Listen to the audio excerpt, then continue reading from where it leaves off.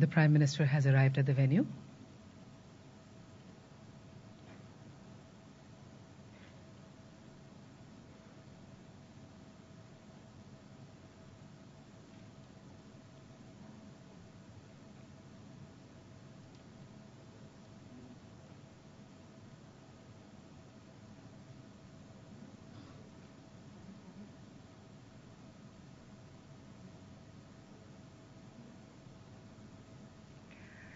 आदरणीय प्रधानमंत्री महोदय श्री नरेंद्र दामोदर दास मोदी अब हमारे बीच पहुंच चुके हैं।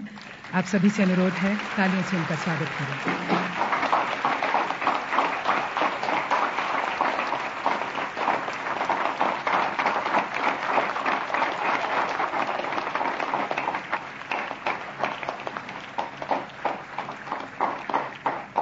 मानव संसाधन विकास मंत्रालय एवं सभी उपस्थित सभागणों की ओर से आदरणीय प्रधानमंत्री महोदय का इस मंच पर स्वागत करने का मेरा परम सौभाग्य है।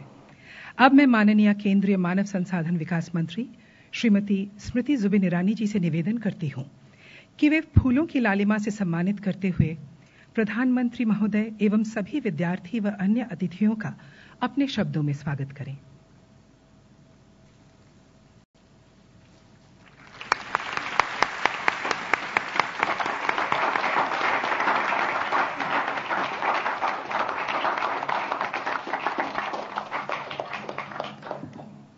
मंच पर विराजमान भारत के प्रधानमंत्री आदरणीय नरेंद्र भाई मोदी आज इस सभागार में उपस्थित देवी सज्जन और विशेषतः विद्यार्थियों को मैं टीचर्स डे की शिक्षक दिवस की हार्दिक शुभकामनाएं प्रेषित करती हूं। ये माना जाता है कि हमारे टीचर्स, हमारे शिक्षक हमारे गुजरे हुए कल और आने वाले कल के बीच एक सेतु का काम करते हैं और स्वतंत्र भारत के इतिहास में शायद पहली बार इस प्रकार की गोष्ठी का आयोजन हुआ है जहां हमारे आदरणीय प्रधानमंत्री जी विद्यार्थी के शिक्षक के प्रति भावना को किस प्रकार से हम प्रस्तुत कर सकें, इसीलिए विद्यार्थी और शिक्षकों के बीच एक सेतु शब्दों का बनाने का प्रयास कर रहे हैं। आदरणीय प्रधानमंत्री जी, इस ऐतिहासिक पहल के लिए मैं आपको विशेषतः धन्यवाद देती हूं, आपका साधुवाद और अभिनंदन करती हूं। कई स्कूलों में देखा गया है कि टीचर्स डे पर हमारे विद्यार्थी कुछ क्लासेस में शिक्षक का रूप धारण करते हैं, शिक्षक के सम्मान में। एक शिक्षक से मेरी जब मुलाकात हुई तो उन्होंने मुझसे कहा, स्मृति जी, मैंने कई विद्यार्थी ऐसे देखे जो इंजीनियर्स बनना चाहते हैं, डॉक्टर्स बनना चाहते हैं, वकील बनना चाहते हैं, लेकिन एक विद्यार्थी ऐसा मिला जिसने कहा कि मुझे टीचर बनना है। मैंने उस विद्यार्थी से कहा कि टीचर्स डे के दिन तुम मेरी क्लास का नियंत्रण करो। विद्यार्थी ने पूरा दिन बड़ी मेहनत की और मुझसे अपेक्षा की कि मैं उसका इवैल्यूएशन करूंगा। विद्यार्थी जब मुस्कुराते हुए मेरे पास आया और कहा कि sir, did you evaluate me, did I do well, तो मैंने मुस्कुराते कहा कि तुमसे बेहतर टीचर महेश बन सकता है। तो उसका चेहरा उतर गया। उसने कहा, why sir, how can I do better. तो शिक्षक ने उस विद्यार्थी से कहा, एक काम करो, आज तो क्लास को पढ़ाया है, स्कूल के बाहर एक कुम्हार है, अगर एक माह तुम उस कुम्हार को पढ़ा सको तो माने कि तुम अच्छे शिक्षक बन सकते हो। इस विद्यार्थी ने पूरे एक महीने तपस्या की, परिश्रम किया, लेकिन एक महीने बाद आकर उसने अपने टीचर से कहा, sir, I failed, I could not teach this potter, the potter had no time. Teacher ने मुस्कुराते हुए कहा, पता है तुम्हें, महेश भी इस कुम्हार को पढ़ा नहीं पाया था। तो इस विद्यार्थी ने कहा, sir, then how do you think that Mahesh is a better teacher then I am. उसने कहा, तुम दोनों इस कुम्हार को पढ़ाने में असफल जरूर रहे, लेकिन फर्क सिर्फ इतना है कि महेश जब एक माह बाद लौटा तो वो कम से कम मिट्टी का घड़ा बनाना सीख चुका था। A teacher is one who not only teachers but also one who learns in the journey of teaching. So today we dedicate ourselves to not only those teachers who taught us how to measure the distance between the earth and the moon, but who also helped us in our journey from the head to the heart. Thank you teachers, ladies and gentlemen. शिक्षक दिवस की आप सबको बहुत बहुत बधाई। धन्यवाद। धन्यवाद।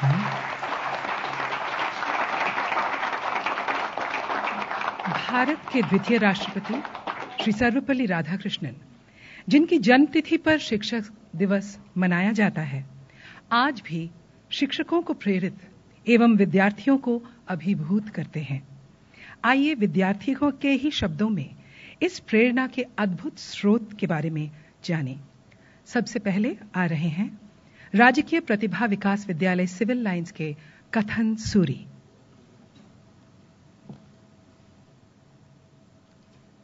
नमस्कार, मैं कथन सूरी, राजकीय प्रतिभा विकास विद्यालय सिविल लाइंस का छात्र। शिक्षक दिवस के इस पावन अवसर पर, जो प्रतिवर्ष 5 सितंबर को भारत के द्वितीय राष्ट्रपति डॉक्टर सर्वपल्ली राधाकृष्णन जी के जन्म दिवस के रूप में मनाया जाता है, पर आपका अभिनंदन करता हूं।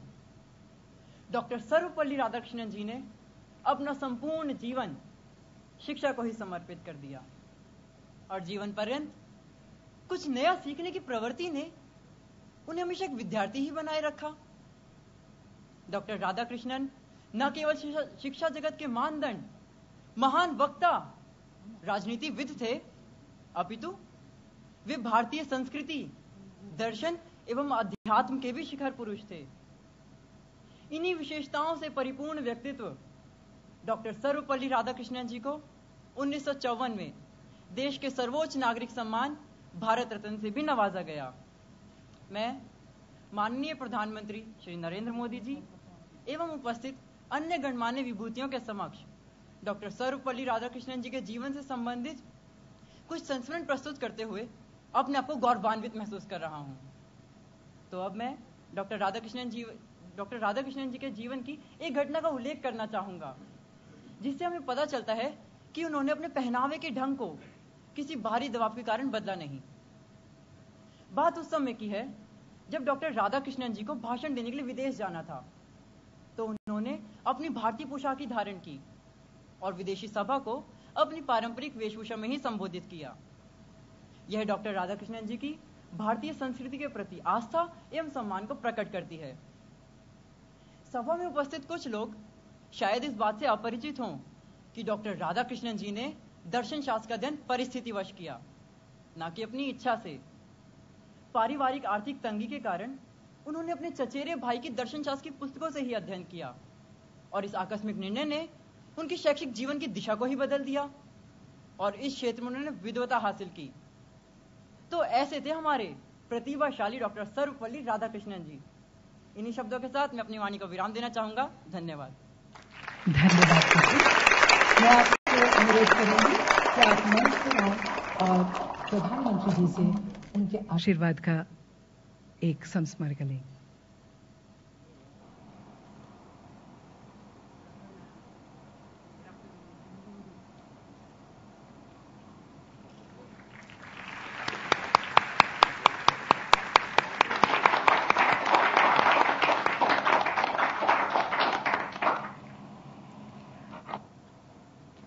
अब आपके सामने आ रही हैं सर्वोदय कन्या विद्यालय माता सुंदरी रोड की करुणा कुमारी।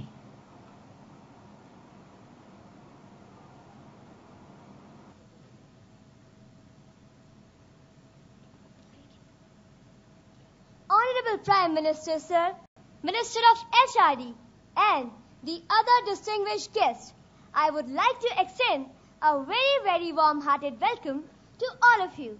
Today, on the occasion of Teachers' Day, I, Karuna Kumari of Class 8 from Sarvodaya Vidyalaya, Mata Sundari Road, feel extremely privileged and blessed to share some most beautiful traits of Dr. Radhakrishnan's personality with our Honorable Prime Minister, Shri Narendra Modi, who himself is a man of dynamic personality with a simple hat. Dr. Sarvapalli Radhakrishnan, the second President of Free India, was a great philosopher and who taught philosophy in many universities of India. As a tribute to his close association with the cause of teaching, his birthday came to be observed as Teachers' Day. Whatever position he held, whether as a president, vice president, or even as a cultural ambassador, Dr. Radhakrishnan remained a teacher all his life. Now, I would like to shed some light upon some of the other aspects of his personality. Dr. Radhakrishnan was a man of extraordinary simplicity who firmly believed in simple living and high thinking. Every day, he would sit in his veranda on a mat and greet every passerby. He used to talk to them very kindly and very sweetly. He even loved children very much and motivated them everywhere. He would stop two little sisters of his friend when they were on their way to school and encourage them to sing. Though he was a man of great intelligence, great learning, but yet he never discouraged youngsters from talking to him even in faulty English. Now, I would like to share one more incident about his personality, that once his friend Dr. K.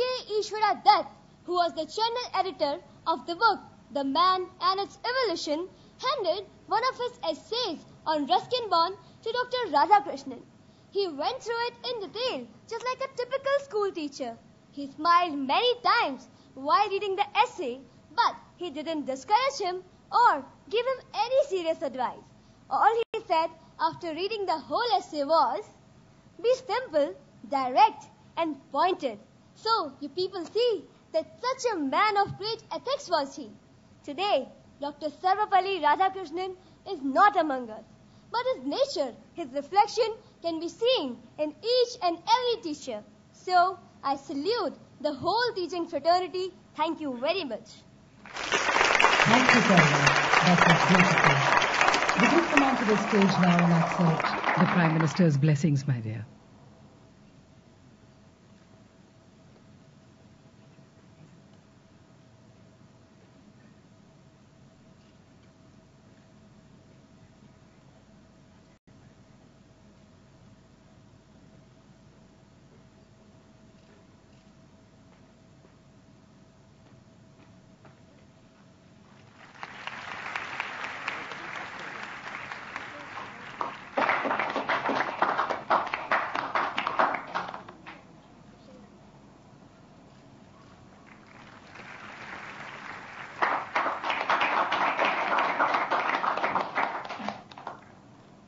Now I call upon Tavishi Sheel of Government Girls Senior Secondary School, Pitampura.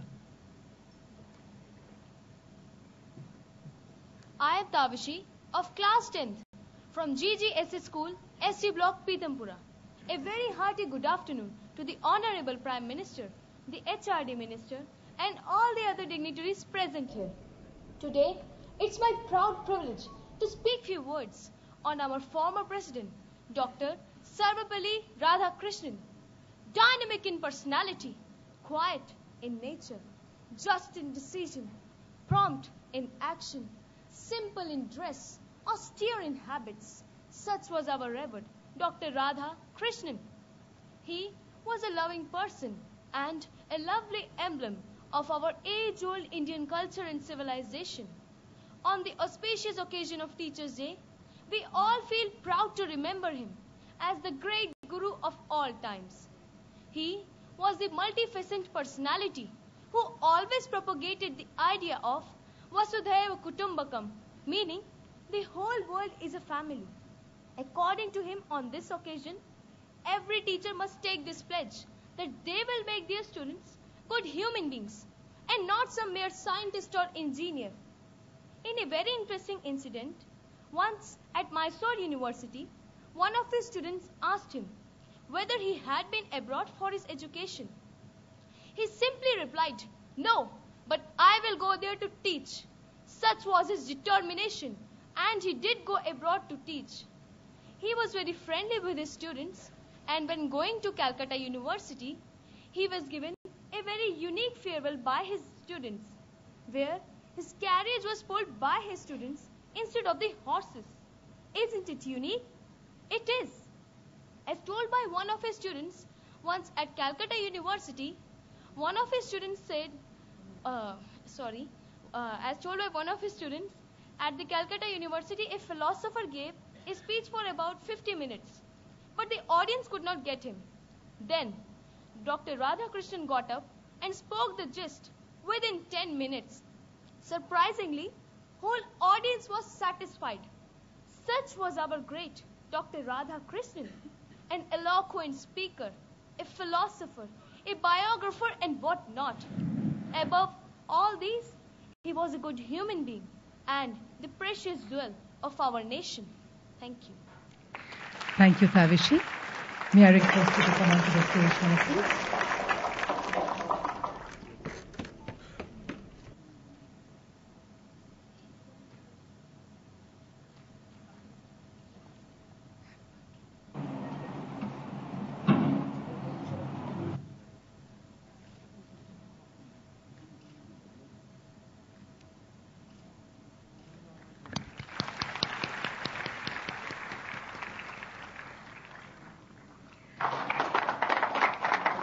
अब श्री नरेंद्र मोदी जी हमारे आदरणीय प्रधानमंत्री महोदय से विनम्र निवेदन है कि वे देश भर के उत्सुक बच्चों को शिक्षक दिवस पर संबोधित करें।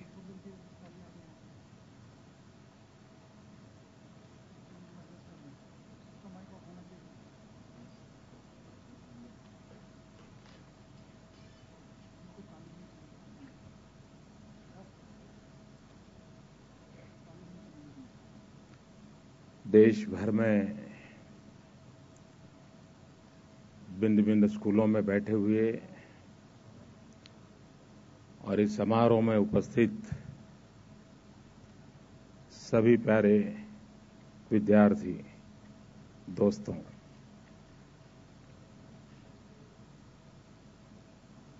मेरे लिए एक सौभाग्य की घड़ी है कि मुझे भारत के भावी सपने जिनकी आंखों में सवार हैं, उन बालकों के साथ बातचीत करने का अवसर मिला है।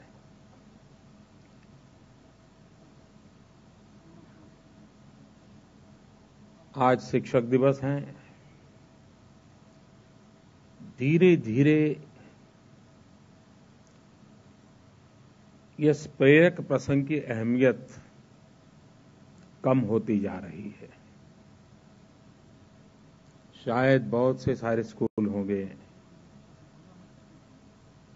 जहां 5 सितंबर को इस रूप में याद भी नहीं किया जाता होगा। शिक्षकों को अवार्ड मिलना, उनका एक समारोह होना, वहां तक ही ज्यादातर ये सीमित हो गया है। आवश्यकता है कि हम इस बात को उजागर करें,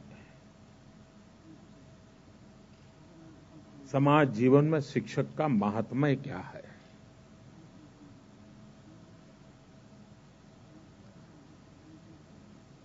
और जब तक हम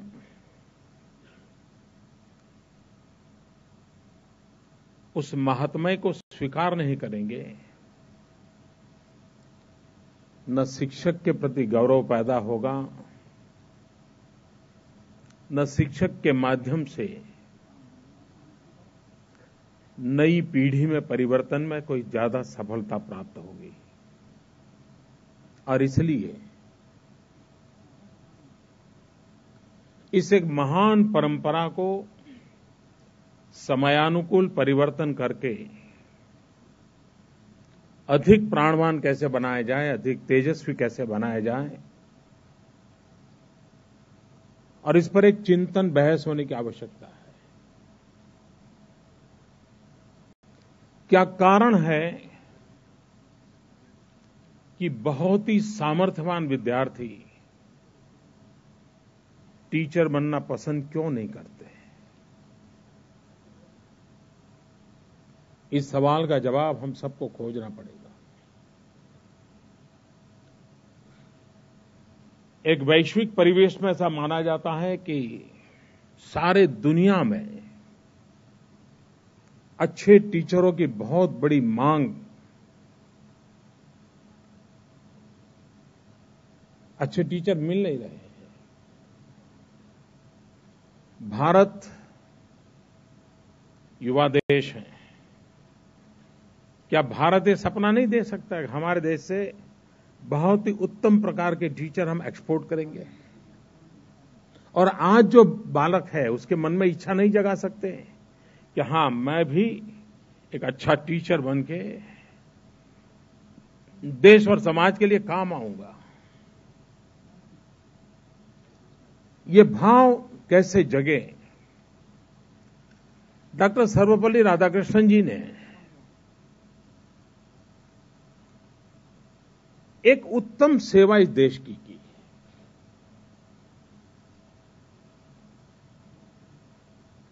वे अपना जन्मदिन नहीं मनाते थे, वो शिक्षक का जन्मदिन मनाने का आग्रह करते थे। ये शिक्षक दिवस की कल्पना, खैर अब तो दुनिया के कई देशों में इस परंपरा को जन्म मिला है।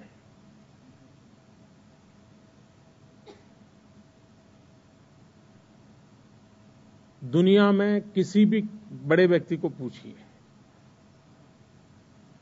उसके जीवन की सफलता के संबंध में दो बातें वो अवश्य बताएगा। एक कहेगा मेरी मां का योगदान है, दूसरा मेरे शिक्षक का योगदान है। करीब करीब सभी महापुरुषों के जीवन में ये बात हमें सुनने को मिलती है। लेकिन यही बात हम जहां है वहां हम एक सजगता पूर्वक उसको जीने का प्रयास करते हैं क्या? एक जमाना था, शिक्षक के प्रति एक ऐसा भाव था, यानी पूरे छोटा सा गांव हो तो पूरे गांव में सबसे आदरणीय कोई व्यक्ति हुआ करता था तो शिक्षक हुआ करता था। पूरा गांव, ये मास्टर जी ने कह दिया है, नहीं मास्टर जी बता रहे थे, ऐसा एक भाव था। धीरे धीरे स्थिति काफी बदल गई है। उस स्थिति को पुनः प्रस्थापित कर सकते हैं। एक बालक के नाते आपके मन में भी काफी सवाल होंगे। आप में से कई बालक ऐसे होंगे जिनको छुट्टी के दिन परेशानी होती होगी। उनको लगता होगा बस सोमवार कैसे आए और ये संडे को क्या किया सब जाकर के टीचर को बता दूं। उसका मन, उसको जो अपनी मां को नहीं बता सकता, अपने भाई बहन को नहीं बता सकता, वो बात अपने टीचर को बताने के लिए वो इतना लालायित रहता है, इतना अपनापन हो जाता है उसको। आप में जैसे बहुत से स्टार स्टूडेंट होंगे, उनको भी ऐसा होता होगा, और वही उसके जीवन को बदलता है। फिर उसका शब्द उसके जीवन में बहुत बड़ा बदलाव लाता है। मैंने कई ऐसे विद्यार्थी देखे हैं कि वो बाल भी ऐसे सजाएंगे जैसे अपना टीचर सजाता है, कपड़े भी ऐसे ही पहनेंगे अपना टीचर पहनता है। इतना उनको वो इनके लिए हीरो होता है। ये जो अवस्था है, उस अवस्था को जितना हम प्राणवान बनाएं, उतनी हमारी नई पीढ़ी तैयार होगी। चीन में कहावत है, जो लोग साल का सोचते हैं वो अनाज बोते हैं, जो 10 साल का सोचते हैं वो फलों के वृक्ष बोते हैं, लेकिन जो पीढ़ियों का सोचते हैं वो इंसान बोते हैं। मतलब उसको शिक्षित करना, संस्कारित करना, उसके जीवन को तैयार करना। हमारी शिक्षा प्रणाली को जीवन निर्माण के साथ हम कैसे जीवंत बनाएं। मैंने 15 अगस्त को एक बात कही थी। मैंने कहा था इस वर्ष मेरी इच्छा है कि हम हमारे देश में जितने स्कूल्स हैं, कोई स्कूल ऐसी न हो कि जहां बालिकाओं के लिए अलग टॉयलेट ना हो। आज कई स्कूल ऐसी हैं जहां बालिकाओं के लिए टॉयलेट नहीं है, कुछ स्कूल ऐसी हैं जहां बालक के लिए भी नहीं, बालिका के लिए भी नहीं है। अब यूं तो लगेगा क्या ये कोई ऐसा कोई काम है क्या जो प्रधानमंत्री ने, लेकिन जब मैं डिटेल में गया तो मुझे लगा कि बड़ा महत्वपूर्ण काम है, करने जैसा काम है। लेकिन मुझे उसमें, कि देश भर के स्कूल के टीचर मुझे सुन रहे हैं, मुझे हर स्कूल से मदद चाहिए, एक माहौल बनना चाहिए। अभी मैं 2 दिन पहले जापान गया था, तो एक भारतीय परिवार मुझे मिला, लेकिन उनकी पत्नी जापानीज है। उनके पतिदेव इंडियन है, वो मेरे पास आए, बोले मुझे एक बात करनी, मैंने बताओ। तो बोले आपका 15 अगस्त का भाषण में सुना था, आप ये सफाई पर बड़ा आग्रह कर रहे हैं। हमारे यहां नियम है जापान में, हम सभी टीचर और स्टूडेंट मिल करके स्कूल में सफाई करते हैं, टॉयलेट वगैरह सब हम मिल करके सफाई करते हैं, और ये हमारे स्कूल में हमारे यानी चरित्र निर्माण का एक हिस्सा है। आप हिंदुस्तान में ऐसा क्यों नहीं कर सकते? मैंने कहा मुझे जाकर के मीडिया वालों को पूछना पड़ेगा, वरना 24 घंटे चल पड़ता है। मैंने क्योंकि एक दिन देखा था, जब मैं गुजरात में था, तो एक टीवी पे कार्यक्रम आ रहा था। कार्यक्रम ये था, किसी स्कूल में बच्चे सफाई कर रहे थे, और क्या तूफान खड़ा कर दिया था कि बच्चे स्कूल में सफाई करते हैं, ये कैसी स्कूल है, ये कैसी मैनेजमेंट है, कैसे टीचर है, बच्चों पर दमन कर रहे हैं, सब कुछ मैंने देखा था एक बार। खैर मैंने उनसे तो मजाक कर ली, लेकिन हम इसको एक राष्ट्रीय चरित्र कैसे बनाएं, और ये बन सकता है, इसको बनाया जा सकता है। दूसरा, मैं देश के गणमान्य लोगों से भी आग्रह करना चाहता हूं। आप डॉक्टर बने होंगे, वकील बने होंगे, इंजीनियर बने होंगे, आईएएस अफसर बनेंगे, आईपीएस अफसर बने होंगे, बहुत कुछ हो गया। क्या आप अपने निकट की कोई स्कूल पसंद करके सप्ताह में ज्यादा नहीं, एक पीरियड उन बच्चों को पढ़ाने का काम कर सकते हैं? विषय तय करें स्कूल के साथ बैठ करके। आप मुझे बताइए, अगर हिंदुस्तान ने पढ़े लिखे लोग सप्ताह में एक पीरियड, कितने ही बड़े अफसर क्यों न बने हो, वो जाकर के बच्चों के साथ बिताएं, उनको कुछ सिखाएं। आप मुझे बताइए, शिक्षा में मान लीजिए कहीं पर शिकायत है कि भाई अच्छे टीचर नहीं है, ये नहीं है, ठिकाना नहीं है, इसको ठीक किया जा सकता है कि नहीं किया जा सकता है?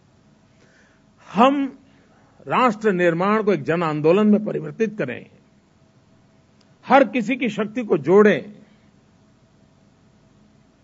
हम ऐसा देश नहीं है कि जो जिसको इतना पीछे रहने की जरूरत है, हम बहुत आगे जा सकते हैं। और इसलिए हमारा राष्ट्रीय चरित्र कैसा बने, इस पर हम लोगों का कोई एम्फेसिस होना चाहिए, प्रयास होना चाहिए, और हम सब मिल करके करें, इसको किया जा सकता है। एक विद्यार्थी के नाते आपके भी बहुत सारे सपने होंगे।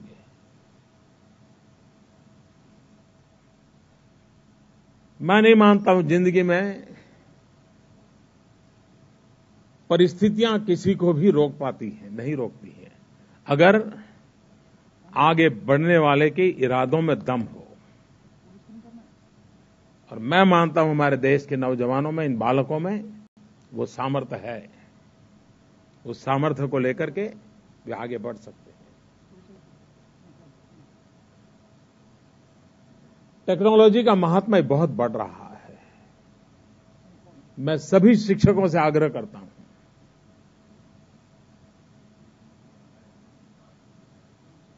हम हमारे कुछ अगर हमें सीखना पड़े तो सीखें, भले हमारे आयु 40, 45, 50 पर पहुंची हो, लेकिन हम सीखें। और हम जिन बालकों के साथ जी रहे हैं, जो कि आज टेक्नोलॉजी के युग में पल रहा है, बढ़ रहा है, उसे वंचित न रखें। अगर हम उससे वंचित रखेंगे तो ये बहुत बड़ा क्राइम होगा, इससे सोशल क्राइम। हमारी कोशिश होनी चाहिए कि आधुनिक विज्ञान टेक्नोलॉजी से हमारे बालक जुड़े, वो विश्व को उस रूप में जानने के लिए उसको अवसर मिलना चाहिए। ये हमारी कोशिश रहनी चाहिए। मैं कभी कभी बालकों से आज को भी एक सवाल पूछना चाहता हूं, जवाब देंगे आप लोग? देंगे? अच्छा, आप में से कितने बालक हैं जिनको दिन में 4 बार भरपूर पसीना निकलता है शरीर में से? कितने हैं? नहीं है ना? देखिए, जीवन में खेलकूद नहीं है तो जीवन खिलता नहीं है। ये उम्र ऐसी है, इतना दौड़ना चाहिए, इतनी मस्ती करनी चाहिए, इतना समय निकालना चाहिए, शरीर में कम से कम 4 बार पसीना निकलना चाहिए, वरना क्या बन जाएगी जिंदगी आपकी। करोगे? पक्का? क्योंकि देखिए, वरना क्या, आप तो किताब, टीवी और कभी कंप्यूटर, इस दायरे में जिंदगी नहीं दबनी चाहिए। इससे भी बहुत बड़ी दुनिया है, और इसलिए ये मस्ती हमारे जीवन में होनी चाहिए।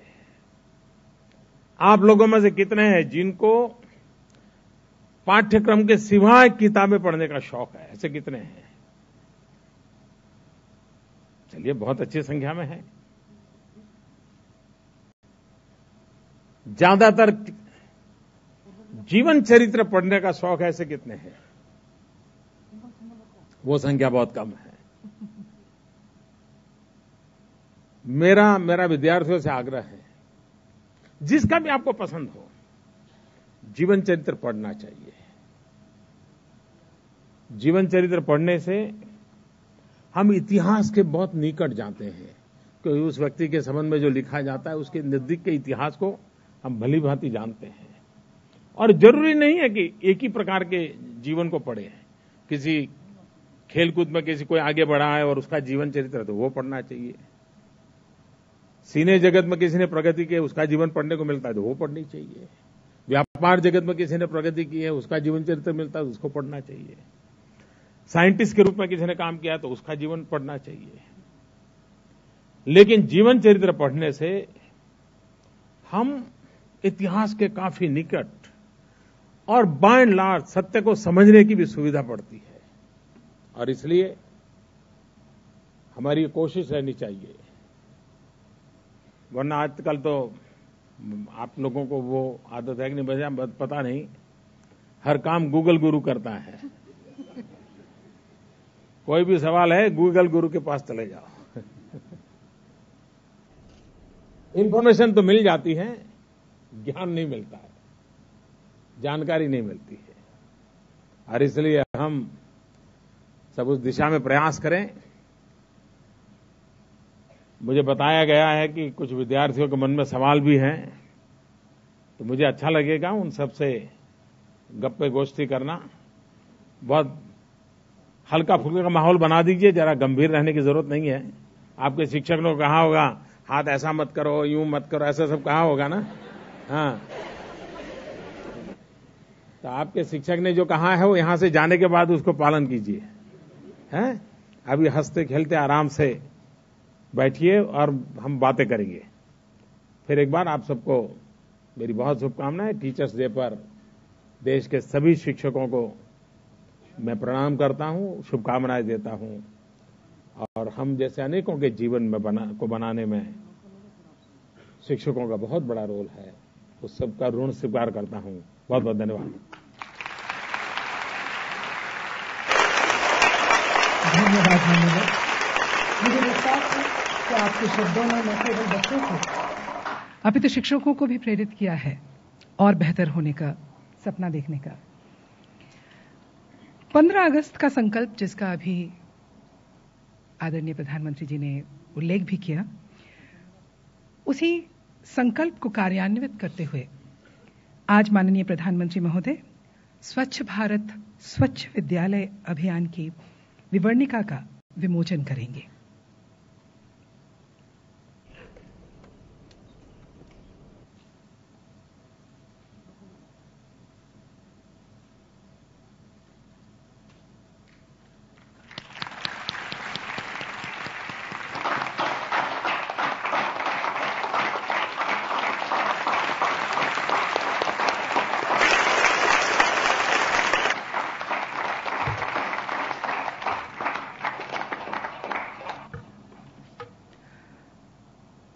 आदरणीय प्रधानमंत्री महोदय, अपने विचार आपके सामने रखने को सभी बच्चे व्याकुल हैं।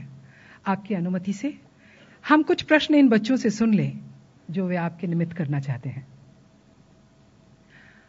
पहला प्रश्न।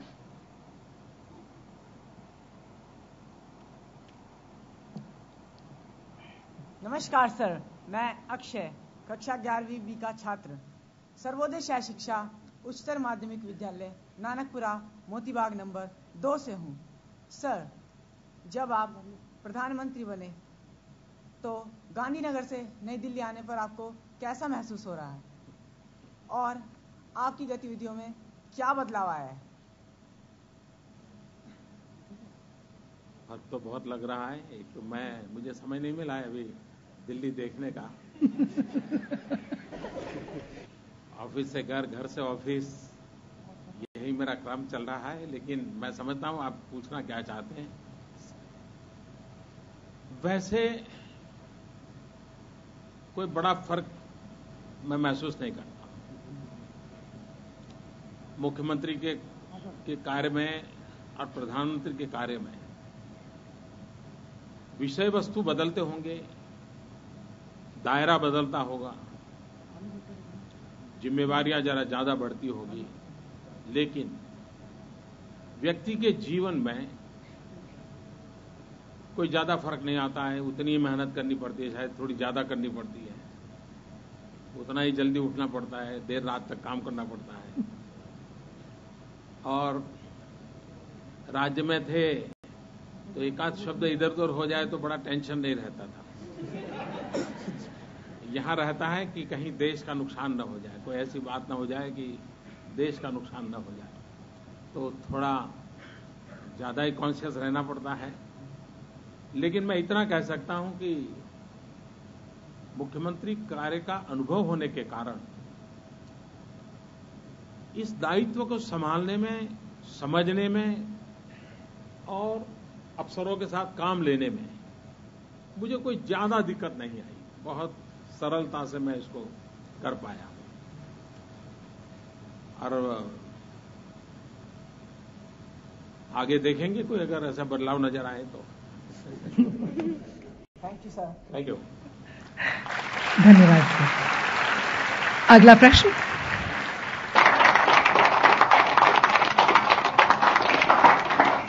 नमस्कार आदरणीय प्रधानमंत्री जी, मैं निदा राजकीय सर्वोदय कन्या विद्यालय नंबर 2 जामा मस्जिद में 11वीं कक्षा की छात्रा हूं।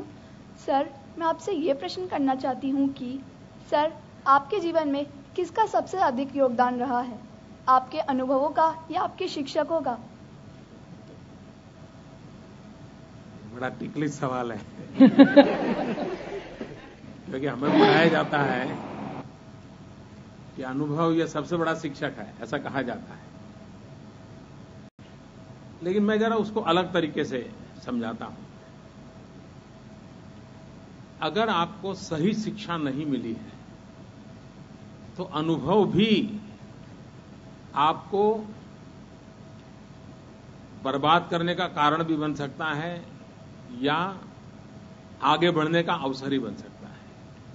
और इसलिए अनुभव उत्तम शिक्षक है स्वीकारने के बावजूद भी मैं मानता हूं कि आपकी शिक्षा संस्कार कैसे हुए हैं उस पर डिपेंड करेगा कि आपका अनुभव कैसे काम आता है। जैसे मान लीजिए कोई पिक पॉकेटर, आप बस में जा रहे हैं और जेब काट लिया, पैसे ले गया, अभी आपका अनुभव हुआ। अगर आपकी शिक्षा सही नहीं है, संस्कार सही नहीं, तो आपको विचार यह आएगा, अच्छा देखो बिना मेहनत वो तो रुपये कमा लिया, चलिए मैं भी उस रास्ते पर चल पड़ूं।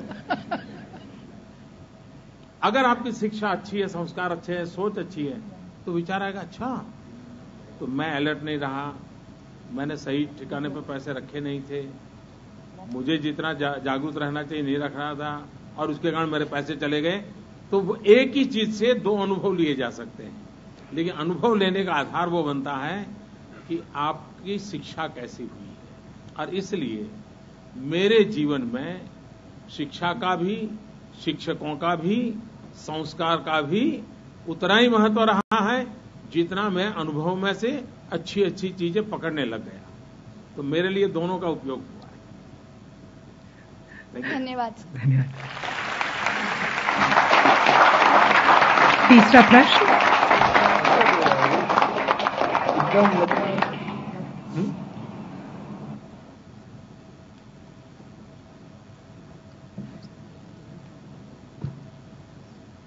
नमस्कार। नमस्ते।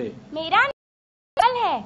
मैं RK Puram sector 5 government coed senior secondary school में पढ़ती हूँ। सर, क्या आपने एक बालक के तौर पर कभी सोचा है कि आप भारत में एक दिन प्रधानमंत्री बनेंगे? क्या आपने सोचा है कि आप विश्व भर में प्रसिद्ध होंगे? मैंने कभी नहीं सोचा क्योंकि मेरा जो बैकग्राउंड है मैं बहुत सामान्य परिवार से हूं और मैं तो कभी स्कूल में मॉनिटर का चुनाव भी नहीं लड़ा था। तो ऐसा तो सोचने का सवाल ही नहीं उठता था और नहीं। और दूसरा, धीरे धीरे करके मैंने जो पढ़ा है, अपने बड़ों से सुना है, उससे मुझे लगता है कि कभी कभी इस प्रकार की महत्वाकांक्षाएं बहुत बड़ा बोझ बन जाती है, बड़ा संकट बन जाती है। और इसलिए मैंने देखा है कि ज्यादातर लोग दुखी रहते हैं इस बात के लिए कि उन्होंने कुछ बनने के सपने देखे हो। सपने देखने चाहिए, लेकिन कुछ बनने के बजाय कुछ करने के सपने देखने चाहिए। कभी क्या होता है कि मान लीजिए हम छोटे होते हैं तो परिवार में कोई भी मेहमान आता है तो हमारे मम्मी पापा क्या करते हैं, सबको परिचय करवाते हैं। ये बेटा है ना, उसको डॉक्टर बनाना है, ये बेटी है, इसको इंजीनियर बनाना है। तो दिमाग में बचपन से ही घुस जाता है कि मैं डॉक्टर बनना है, मुझे इंजीनियर बनना है। और 10वीं 12वीं कक्षा में आते आते गाड़ी लुढ़क जाती है फिर कहीं एडमिशन मिलता नहीं, तो और फिर कहीं नौकरी कर लेता है, कहीं टीचर बन जाता है, कुछ बन जाता है, तो जीवन भर गाली देता है अपने आप को। देखिए, डॉक्टर बनना था, टीचर बन गया, डॉक्टर बनना था, क्लार्क बन गया, डॉक्टर बनना था, ड्राइवर बन गया। वो जिंदगी भर रोता रहता है, जो बना है उसका आनंद भी नहीं ले पाता है। और इसलिए कुछ करने के सपने देखें और थोड़ा बहुत भी कर लें तो जीवन को इतना संतोष मिलता है, इतनी प्रेरणा मिलती है, इतना आनंद मिलता है और अधिक कुछ करने की ताकत भी मिलती है। और इसलिए मेरा आग्रह रहेगा सभी बाल मित्रों से, करने के सपने जरूर देखिए कि मैं इतना कर लूंगा, मैं ये कर लूंगा, मैं ये कर लूंगा। करते करते कुछ बन गए तो बन गए, नहीं बने तो नहीं बने। करने का आनंद बहुत रहेगा और इसलिए मेरे जीवन में ये बात बहुत काम आई है। धन्यवाद। Okay, thank you sir. अगला प्रश्न।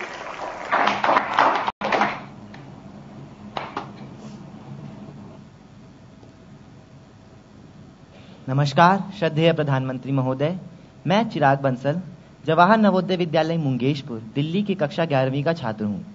महोदय, आपको हमारे जैसे छात्रों से बातचीत से क्या लाभ मिलता है? लाभ मिलता होता तो मैं नहीं आता क्योंकि वो लोग ज्यादा मुसीबत में होते हैं जो लाभ के लिए काम करते हैं। बहुत सारे काम होते हैं जो लाभ के लिए नहीं करने चाहिए, और जब लाभ के लिए नहीं करते हैं तो उसका आनंद कुछ अलग होता है। मैं देश के टीवी वालों का आभारी हूं। एक बहुत अच्छा काम किया आज उन्होंने, मुझे समझ नहीं मिला लेकिन थोड़ा बहुत मैंने देखा। उन्होंने अलग अलग जगह पे बालकों को पूछा आज, अच्छा बताओ भी प्रधानमंत्री से आप क्या पूछना चाहते हो, क्या बात है। शायद बालकों को अपनी बात बताने का ऐसा अवसर इसके पहले कभी नहीं मिला होगा, और इसलिए मैं ये टीवी मीडिया वालों का बहुत आभार व्यक्त करता हूं। उन्होंने बहुत उत्तम काम किया। सब बहुत सारे बालक बहुत सारी बातें आज टीवी पर बता रहे हैं। पहली बार मैं देख रहा हूं कि आज पूरा दिन टीवी हमारे देश के इन बाल मित्रों ने ऑक्यूपाई कर लिया। ये अच्छा है, ये अपने अच्छा है।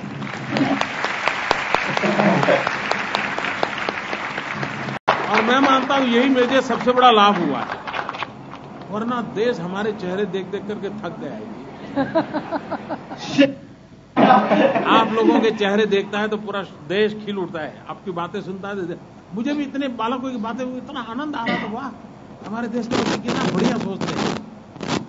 आप लोगों से मिलकर के मुझे वो अनुभूति होती है, मुझे वो मिलता है। बैटरी चार्ज होती है ना, वैसे मेरी भी बैटरी चार्ज हो जाती है। धन्यवाद sir.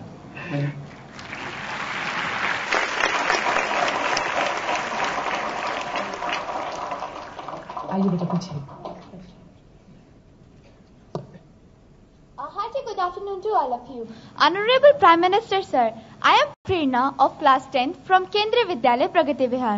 Sir, people say that you are like a headmaster, but you appear to us as friendly, sweetly and a kindly person. Sir, my question is that what kind of person are you in real life?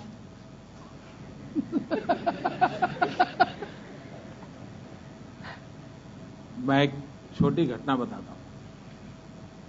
मैं छोटा था, तो जैसे आप लोगों को, जैसे आज बालकों ने सर्वपल्ली राधाकृष्णन पर भाषण किया ना, तो मुझे भी बोलने का शौक था और बहुत छोटी आयु में मुझे कई लोग बोलने के लिए बुलाते थे। एक बार एक गांव में रोटरी क्लब का एक फंक्शन था, तो रोटरी वालों ने मुझे बुलाया। अब उनका प्रोटोकॉल होगा, छोटा नगर था, करीब 30,000 की बस्ती का नगर होगा। फिर उन्होंने मुझे लिखा कि आप अपना बायोडेटा भेजिए। अब हमारे पास तो कुछ था ही नहीं बायोडेटा वगैरह कुछ, हम क्या भेजें। उस कार्यक्रम में एक और सज्जन थे जो उस कार्यक्रम की अध्यक्षता कर रहे थे, और शायद वो डोनेशन भी देते होंगे, तो शायद उनको बुलाया होगा उन्होंने। उनको भी कहा होगा कि आपका बायोडेटा भेजिए। हम जब कार्यक्रम में गए तो उनका बायोडेटा कोई 10 पेज का था, तो पूरा वहां पढ़ा गया, बड़ा विस्तार से जनवरी में क्या किया था और फरवरी में क्या किया था और मार्च में क्या किया था। लेकिन उनका जब भाषण हुआ तो 3 मिनट का हुआ, वो भी शायद वो 2 पैराग्राफ लिख करके आए थे, पढ़े थे। मुझे जब पूछा गया था कि आपका बायोडेटा भेजिए, तो मैंने जवाब लिखा था। मैंने लिखा था कि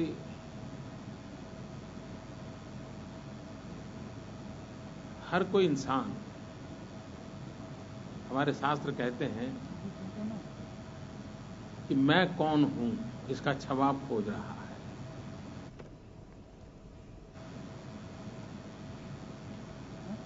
किसी को पता नहीं वो कौन है, औरों को पता होता है वो कौन है। जिस पल इंसान जान लेता है कि मैं कौन हूं, फिर उसके जीवन की हर काम समाप्त हो जाते हैं और संतोष मिल जाता है। और मैंने उनको लिखा है कि अभी तक मैं खुद को पहचान नहीं पाया, जान नहीं पाया मैं कौन हूं, ऐसा मैंने जवाब लिखा। तो मैंने कहा मैं मेरे विषय में आपको क्या लिखूं, ऐसा मैंने लिखा था। खैर उन्होंने मेरा वही बायोडेटा पढ़ लिया था। तो बेटा तुमने जो पूछ लिया है कि भाई आप क्या हो, अब मैं खुद तय नहीं कर सकता हूं मैं क्या हूं। लेकिन जो आपने कहा कि मैं हेडमास्टर की तरह काम करता हूं, मैं मालूम नहीं तुम्हारे हेडमास्टर यहाँ आए हैं क्या स्कूल के? Yes sir. तो तुम्हारा क्या होगा बताओ। तो कल तुम्हें पूछेंगे तुम्हारे हेडमास्टर कैसे हैं, मुझे बताइए। सर बहुत अच्छे, सर काइंड है, स्वीट है, सर समझते हैं बातों को, अंडरस्टैंडिंग। लेकिन तुम मुझे ऐसे हेडमास्टर के रूप में पूछ रही हो कि कुछ और? No sir. देखिए मैं टास्क मास्टर तो हूं, मैं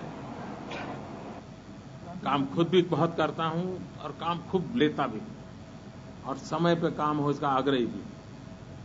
और शायद मैं इतना डिसिप्लिन न होता, और मैंने शायद खुद से भी इतना ही काम लिया है। ऐसा नहीं कि मैं अपने लिए तो सब रिलैक्सेशन रखता हूं और औरों के लिए सारे बंधन डालता हूं, ऐसा नहीं है।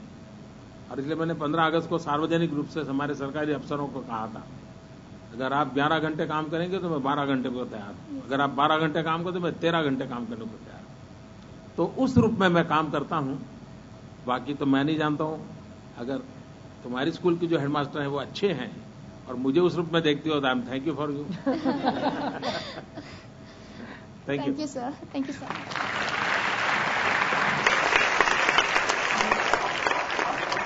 देश के अन्य क्षेत्रों में भी कुछ विद्यार्थी हैं जो इस अवसर में सम्मिलित होना चाहते हैं। आपकी अनुमति हो तो वीडियो कॉन्फ्रेंस के माध्यम से उन्हें जोड़ लें।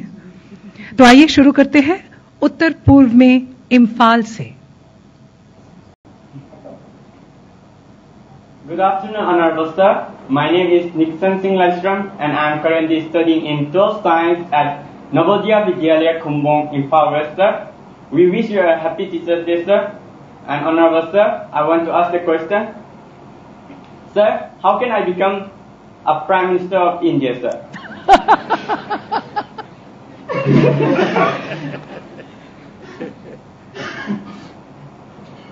2024 के चुनाव की तैयारी करो।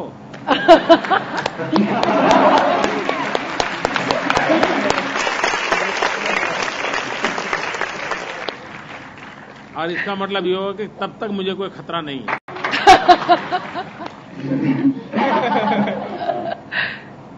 धन्यवाद सर।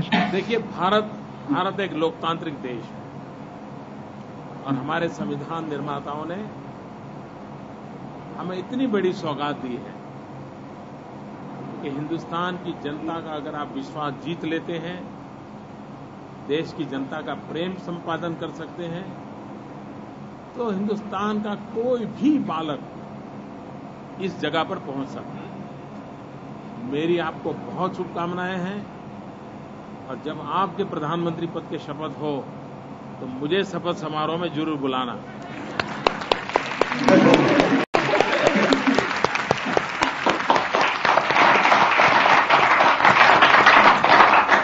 Thank you Nixon. अगला सवाल भुज से। नमस्कार माननीय प्रधानमंत्री जी, मैं विपुल कुमार कक्षा 11वीं विज्ञान केंद्रीय विद्यालय क्रमांक 2 थल सेना भुज से। मेरा प्रश्न आपसे यह है सर अभी आप जापान गए, आपने वहां एक विद्यालय को भी देखा। सर, आपको हमारे यहाँ की शिक्षा और जापान की शिक्षा में क्या अंतर नजर आया? मैं इस बार जापान गया तो मैंने सामने से ये कहा था कि मैं वहाँ की शिक्षा प्रणाली को जरा समझना चाहता हूँ, मैं देखना चाहता हूँ। तो वहाँ मैं एक प्राइमरी स्कूल में भी गया था और वहाँ मैं एक विमेंस यूनिवर्सिटी में भी गया था। प्राइमरी स्कूल में जाकर के मेरी कोशिश ये थी कि उनकी शिक्षा प्रणाली को समझना। उनके यहाँ टीचिंग न के बराबर है।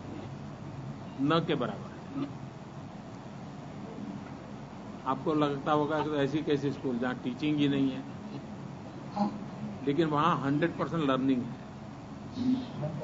वहाँ की सारी कार्यशैली ऐसी है कि बालक को सीखने का अवसर मिलता है और खुद उसमें कुछ न कुछ करता है। वो पार्ट ऑफ द प्रोसेस होता है। ये उनका बड़ा आग्रह है। दूसरा, मैंने देखा कि हर बालक गजब की डिसिप्लिन है। माँ बाप स्कूल छोड़ने नहीं आते हैं।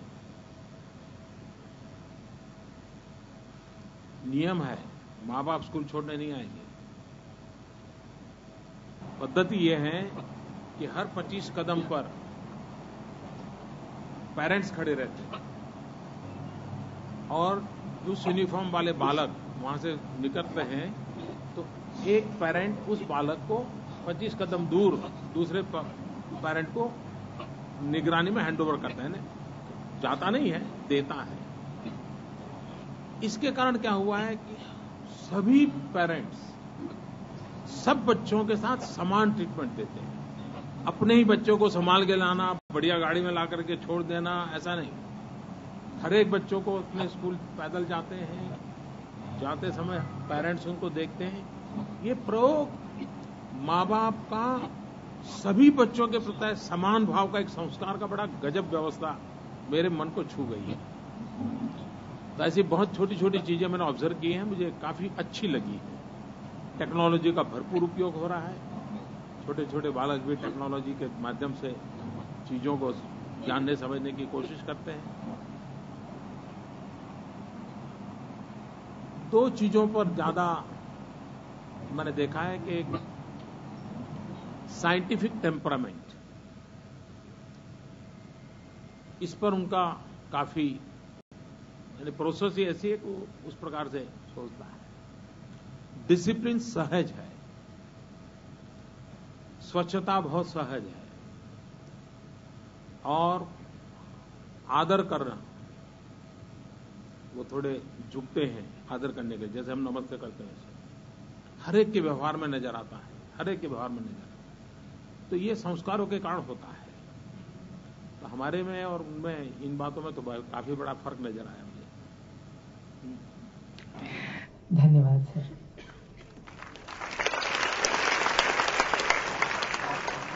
तिरुवनंतपुरम से अगला सवाल।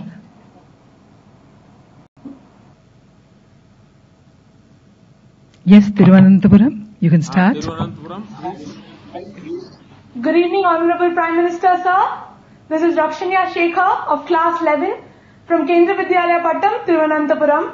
And sir, our question is, sir, if you were a teacher, whom would you concentrate more on? An intelligent student who is lazy or an average student who is very hardworking? बड़ा टेढ़ा सवाल है। मैंने पूछा, अगर आप शिक्षक होते तो कैसे विद्यार्थी आपको पसंद आते? बहुत बुद्धिमान, आलसू, कैसे? सचमुच में अगर टीचर के रूप में मैं देखूं तो कोई डिस्क्रिमिनेशन नहीं होना चाहिए स्टूडेंट में। उसकी एबिलिटी के आधार पर कोई डिस्क्रिमिनेशन नहीं हो सकता। सभी बालक, अगर 30 बालकों का क्लास है, 30 को अपना मानना चाहिए। और टीचर का काम यह है कि उसके अंदर हर एक व्यक्ति में कोई न कोई तो गुण होता ही होता है। ऐसा नहीं होता कि एक में सब गुणों का भंडार होता है, एक के अंदर सब अवगुणों का भंडार होता है। जो गुणवान दिखता है उसमें भी कुछ अवगुण होते हैं, और जो अवगुण वाला दिखता है उसके अंदर भी कुछ गुण होते हैं। टीचर का काम होता है उसकी अच्छाइयों को समझना, उसको तराशना, उसके जीवन को जो जी अच्छाइयां हैं उसके आगे ले जाने का अवसर देना। अगर टीचर ये कहेंगे हाँ ये 4 यार ब्रिलियंट है, बस उन्हीं पे ध्यान दूं, वो आगे निकल जाएंगे, मेरा नाम हो जाएगा, ये छोड़ो यार, ये तो बेकार है, उसके माँ बाप देख लेंगे। टीचर ऐसा नहीं कर सकता। जैसे माँ अपने घर में 3 बच्चे हो, कम अधिक ताकत वाले हो, लेकिन मां के लिए तीनों बच्चे बराबर होते हैं, टीचर के लिए भी कोई आगे, कोई पीछे, कोई ऊपर, कोई नीचे नहीं होता। सबके सब अपने होते हैं। हर एक के गुणों को जानना चाहिए। और जब 30 स्टूडेंट के क्लास को टीचर पढ़ाता है तब 30 के बल्क को नहीं पढ़ाता है, उसको एड्रेस उस 30 को इंडिविजुअल करना होता है। बताते समय भी उसको ध्यान में रखता होना है कि एक वाक्य उस बालक के लिए बोलेगा जिसको समझने में देर लगती है, एक वाक्य उसके लिए भी बोलेगा जो तेज तर्रार समझ लेता है। अल्टीमेटली सबको समान रूप से परोसने की कोशिश करेगा। और इसलिए तिरुवनंतपुरम से जो सवाल पूछा गया, अगर मैं टीचर होता तो मैं कोई डिस्क्रिमिनेशन के पक्ष का नहीं होता। कोई प्यारा, कोई कम प्यारा, ऐसा नहीं हो सकता। सबके सब अपने होने चाहिए। Thank you sir. दक्षिण से चलते हैं एकदम उत्तर भारत की ओर, लेह में। आदरणीय प्रधानमंत्री महोदय जी, नमस्ते और जुले। मेरा नाम रिगजिन आंगमो है। मैं केंद्रीय विद्यालय लेह में कक्षा 8वीं की छात्रा हूँ। महोदय जी, मेरा आपसे सवाल यह है कि आपके विद्यार्थी काल में आप और आपके दोस्तों ने स्कूल में जो शरारतें की थी, क्या सर आपको वह याद है? और सर, उन शरारत भरी यादों में से आप हमारे साथ कुछ बांटना चाहेंगे? मैं अभी ले आया था, मालूम है? Yes sir. हैं, आप लोग थे? हाँ जी सर। मैंने लेह में क्या बताया था, याद है?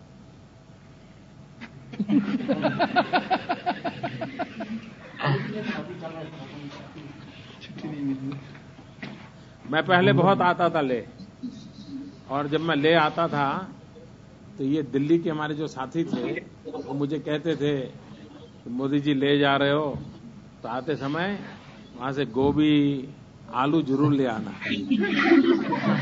मालूम है ना? जी। लेह में जी सर। ऑर्गेनिक फार्मिंग के कारण बहुत अच्छी गोभी और आलू मिल जाते हैं। मैं काफी ढेर सारा वापिस आते समय ले आता था जब वहां मैं काम करता था। बड़ा इंटरेस्टिंग सवाल पूछा है। उन्होंने पूछा कि मैं जब आपकी तरह बालक था तो मैं भी शरारत करता था क्या? कोई बालक हो सकता है क्या ऐसा जो शरारत न करता हो सकता है क्या? हो ही नहीं सकता। अगर बालक मन, और कभी कभी तो मुझे चिंता होती है कि बचपन बहुत तेजी से मर रहा है। ये बड़ी चिंता का विषय है। समय से पहले वो कुछ अलग ही सोचने लग जाता है। उसका बालक अवस्था जो है वो दीर्घकालीन रहनी चाहिए। वो शरारतें होनी चाहिए, वो मस्ती होनी चाहिए। ये जीवन विकास के लिए बहुत जरूरी होती है। मैं भी शरारत करता था। मैं एक बता दूं कैसी। आप जानते होंगे वो बजाते हैं बांसुरी सर। शहनाई। शादी जहां होती है ना तो बाहर शहनाई बजाने वाले बैठते हैं। शादी के जब होता है तो किसी के यहाँ शादी ऐसी होती और शहनाई वाले बजाते हैं तो हम 2-3 दोस्त थोड़े शरारती थे। हम क्या करते थे, वो शहनाई बजाता है तो हम इमली लेकर के वहां जाते थे और वो जब बजाते थे तो इमली दिखाते थे। पता है इमली दिखाने से क्या होता है? क्या होता है? आप मन में कल्पना कीजिए इमली की क्या होता है। पानी आता है ना? यस। तो बजा नहीं पाता था।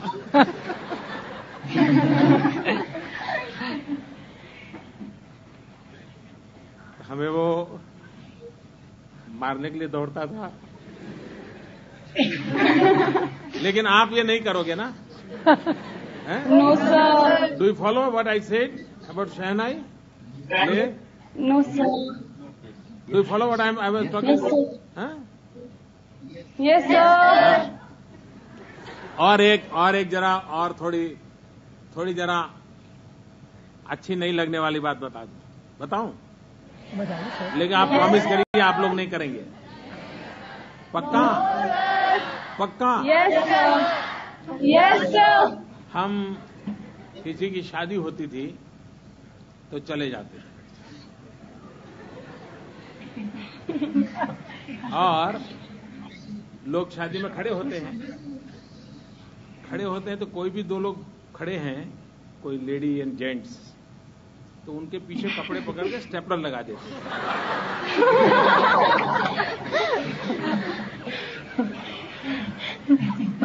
फिर भाग जाते थे। आप कल्पना कर सकते हो क्या होता होगा वहां।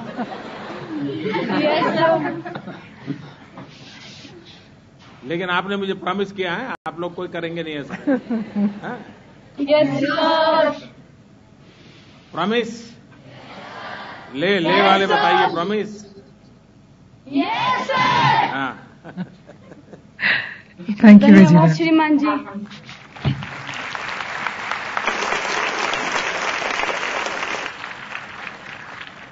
अगला प्रश्न करना चाहते हैं दंतेवाड़ा से। आदरणीय प्रधानमंत्री जी नमस्कार। मैं अंजलि नवोदय विद्यालय दंतेवाड़ा में कक्षा 11वीं की छात्रा हूँ। सर मैं ये जानना चाहती हूँ कि हमारे बस्तर इलाके में बस्तर जैसे जनजातीय इलाकों में खासकर लड़कियों के लिए उच्च शिक्षा संस्थानों की बहुत कमी है, तो आप इसके लिए क्या उपाय करना चाहेंगे? मैं बस्तर के इलाके में बहुत दौरा मैंने किया हुआ है। दंतेवाड़ा पर भी मैं आया हुआ हूं और मैं छत्तीसगढ़ के आपके मुख्यमंत्री को इस बात के लिए बधाई देता हूं कि उन्होंने बस्तर में शिक्षा के लिए बहुत नए इनिशिएटिव लिए। इन दिनों तो कुछ मौलिक चीजें जो दंतेवाड़ा में ही हुई है, मैं मानता हूं देश के शिक्षाविदों का ध्यान देश के शिक्षाविदों का ध्यान आने वाले दिनों में छत्तीसगढ़ में डॉक्टर रमन सिंह जी ने जो काम किया है उस पर जाएगा। ये बात सही है कि बालिकाओं की शिक्षा को बहुत प्राथमिकता देनी चाहिए। Yes sir. अगर देश को आगे बढ़ाना है, और महात्मा गांधी कहते थे कि एक बालक पढ़ता है तो एक व्यक्ति पढ़ता है, लेकिन एक बालिका अगर पढ़ती है तो 2 परिवार पढ़ते हैं, मायके वाले और ससुराल वाले। 2 परिवार पढ़ते हैं। और इसलिए, और इन दिनों हम देखते हैं हिंदुस्तान में कहीं पर भी आप देखिए, अभी गेम्स हो गई, उस गेम्स में आपने देखा होगा करीब करीब 50% मेडल जीतने वाली बालिकाएं थी। एजुकेशन में देखिए फर्स्ट 10 टॉपर्स देखिए हर स्टेट में, 6-7 तो लड़कियां ही होती हैं, लड़के बहुत पीछे रह गए। देश के विकास में इतनी बड़ी ताकत 50%, इसकी अगर शिक्षा दीक्षा होती है तो बहुत लाभ होने वाला है। और इसलिए मेरा भी बड़ा आग्रह रहता है कि गर्ल चाइल्ड एजुकेशन पे बल दिया जाए। और आज जो हम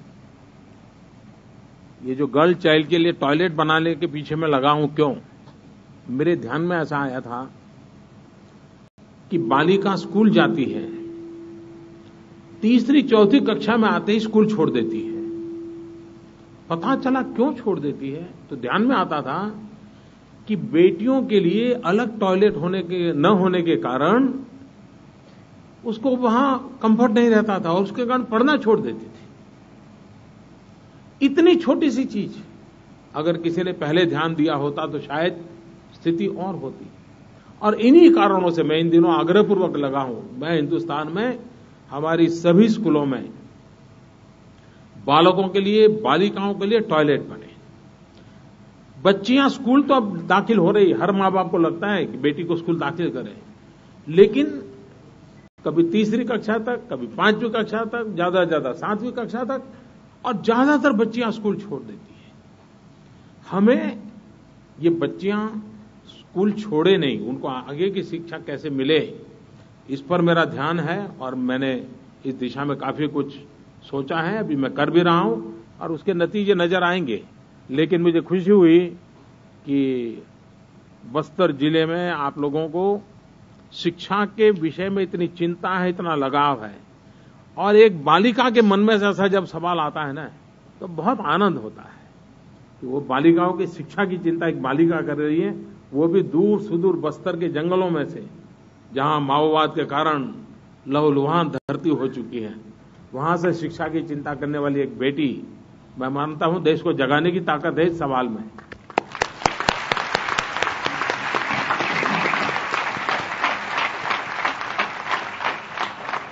सर, 2 क्षेत्रों में अभी और बच्चे हैं, लेकिन यहां पर भी कुछ बच्चे हैं।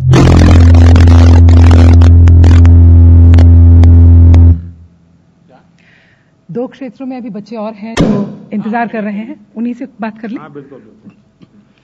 Port Blair. नमस्कार माननीय प्रधानमंत्री महोदय, मेरा नाम सुदक्षिणा है। मैं कक्षा 10वीं की छात्रा हूं और मैं केंद्रीय विद्यालय क्रमांक 1 से हूं। मेरा प्रश्न आपसे यह है कि हम बच्चे देश की विकास एवं उन्नति में आपकी क्या मदद कर सकते हैं? देखिए, एक तो खुद अच्छे विद्यार्थी बने, ये भी देश की बहुत बड़ी सेवा है। हम एक अच्छे विद्यार्थी बने, हम सफाई के संबंध में कोई कॉम्प्रोमाइज न करें। आप में से कई बच्चों को मैं अगर पूछूं, स्कूल से जाते ही अपना जो स्कूल बैग है ऐसे ही जाते ही फेंक देते हैं, ऐसे कितने बच्चे हैं? सच बताइए। जहां आप देखिए, कोई फोटो नहीं निकालेगा, बता दीजिए। फिर मम्मी क्या करती है, उठाएगी, ठीक रखेगी। और कुछ बालक होंगे, घर में कितने ही मेहमान बैठे होंगे, बहुत कुछ चलता होगा, लेकिन किसी पर ध्यान नहीं, सीधे अपने जहां स्कूल बैग रखते हैं वहां जाएंगे, स्कूल बैग ठीक से रखेंगे, जूते ठीक से निकालेंगे और फिर आकर के सबको नमस्ते करेंगे। इससे दो प्रकार के बालक होते हैं। अब आपको तय करना है कि अगर आप ढंग से जीते हैं तो आप वो देश सेवा करते हैं कि नहीं करते हैं। कुछ लोगों को लगता है भाई देश सेवा मतलब देश के लिए मरना या देश सेवा मतलब सिर्फ राजनेता बनना। ऐसा नहीं है। हम मानो बिजली बचाओ, बिजली बचाने का विषय है। आप अगर घर में तय करो, और मैं ये सब बच्चों से कहता हूं कि आप इस बार तय कर में घर जाकर के पूछिए अपने मम्मी पापा को कि अपना घर में बिजली का बिल कितना आता है। अभी तक आपने कभी नहीं पूछा होगा। बालक क्या करता है, मुझे ये चाहिए, कंपास चाहिए, मुझे ये चाहिए, टीचर ने ये मांगा है, उतना ही उसका घर के साथ संबंध पैसों के संबंध में आता है। मुझे आज दोस्तों के साथ यहां जाना है, मम्मी इतना पैसा दे दो, ये आता है। कभी घर के कारोबार में आपने इंटरेस्ट लिया क्या? एक काम कीजिए, आप घर में मम्मी पापा सब जब खाना खाने के लिए बैठे तो पूछिए कि अपने घर का बिजली का बिल कितना आता है। पूछिए उनको, फिर उनको कहिए अगर ये 100 रुपया बिल आता है, हम क्या 90 रुपये बिल ऐसा कर सकते हैं क्या? 50 रुपये का बिल आता है, 45 रुपये हो जाए बिल, ऐसा कर सकते हैं क्या? कैसे कर सकते हैं? चर्चा करो घर में। बिजली कम उपयोग में हो, बिजली बर्बाद ना हो, ये कर सकते हैं। आप अगर अपने घर में बिजली बचाते हो तो आपके घर में तो लाभ होगा ही होगा, लेकिन किसी के गरीब के घर में बिजली का दिया जलेगा। ये बहुत बड़ी देश सेवा है।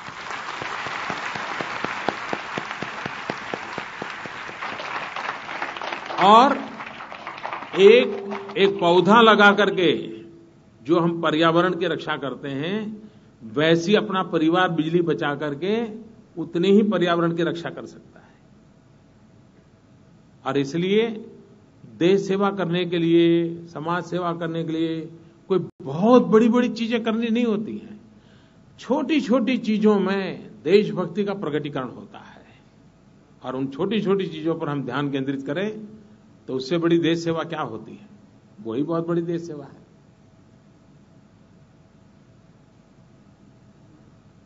Thank you. धन्यवाद। और तिनसुकिया के बच्चे हैं। नमस्कार सर। नमस्ते। I am Anisha, a student of class 11 science. Sir, me and my friends here from Kendriya Vidyalaya Tinsukia wish you a very happy Teachers' Day. Sir, my question to you is that we in Assam feel very concerned about climate change and its consequences. Sir, how can you help and guide us to protect our pristine environment? देखिए, आज छोटे छोटे बालक भी climate change और environment change की चर्चा कर रहे हैं। अब मेरे मन में एक सवाल है कि सचमुच में क्या चेंज हुआ है।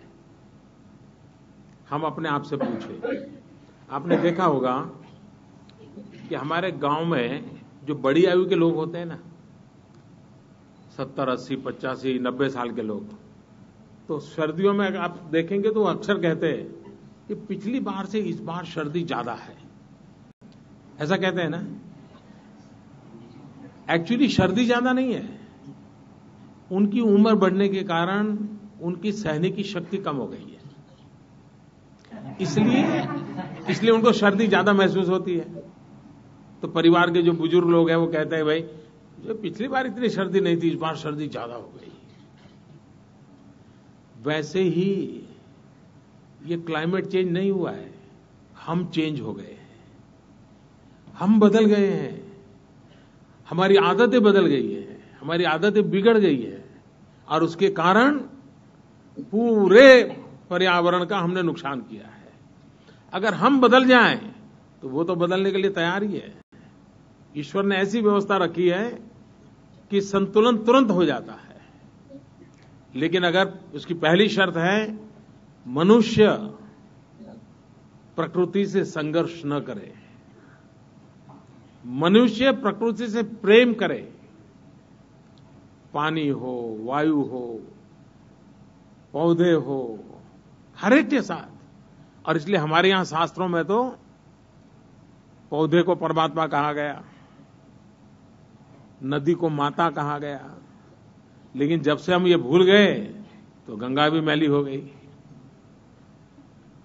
प्रकृति के प्रति, और हमारा देश कैसा है, देखिए हम पूरे ब्रह्मांड को अपना परिवार मानते हैं, पूरे ब्रह्मांड। और ये हमें बचपन से सिखाया जाता है। बहुत से परिवार ऐसे होंगे जहां बच्चों को सिखाते हैं कि सुबह जब बिस्तर से नीचे उतरोगे, पैर जमीन पे रखोगे तो पृथ्वी माता से माफी मांगो कि हे पृथ्वी मां, मैं पैर रखता हूं, आपको दर्द होता होगा। वहीं से संस्कार शुरू होते कि नहीं होते?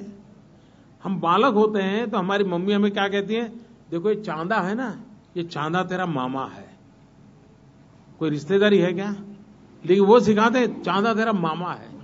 ये सूरज है, बोले तेरा दादा है। कहते कि नहीं कहते? ये चीजें हमें सहज रूप से, ये पर्यावरण की शिक्षा हमारे सहज जीवन में थी। लेकिन पता नहीं ऐसा बदलाव आया, अपना सब बुरा है, इतना हमें मार ठोक करके दिमाग में भर दिया गया है, और उसके कारण हमारी हालत हो गई है। मुझे अभी नागपुर के मेयर मिले थे, मैं पिछले दिनों नागपुर गया, तो नागपुर के मेयर ने मुझे बहुत बढ़िया बात बताई। उन्होंने कहा कि वो पूर्णिमा की रात को स्ट्रीट लाइट बंद कर देते हैं, स्ट्रीट लाइट बंद करते हैं, और शुरू में बोले हमने प्रयोग किया 2-3 घंटे के लिए स्ट्रीट लाइट बंद करने का। तो पहली बार, और लोगों को हमने घोषणा की चलो चांदनी रात है, सब लोग बाहर आइए। तो 2-3 घंटे तक मेले जैसा माहौल रहा, सब लोग घर त्योहार रहे, लाइटें बंद थी, चांदनी का लोग मजा रहे थे। लोगों ने अपने घरों में भी बिजलियां बंद रखी चांदनी का आनंद लेने के लिए। आप में से बहुत बच्चे ऐसे होंगे, मैं अगर पूछूं आप में से कितने हैं जिन्होंने सूर्योदय देखा है?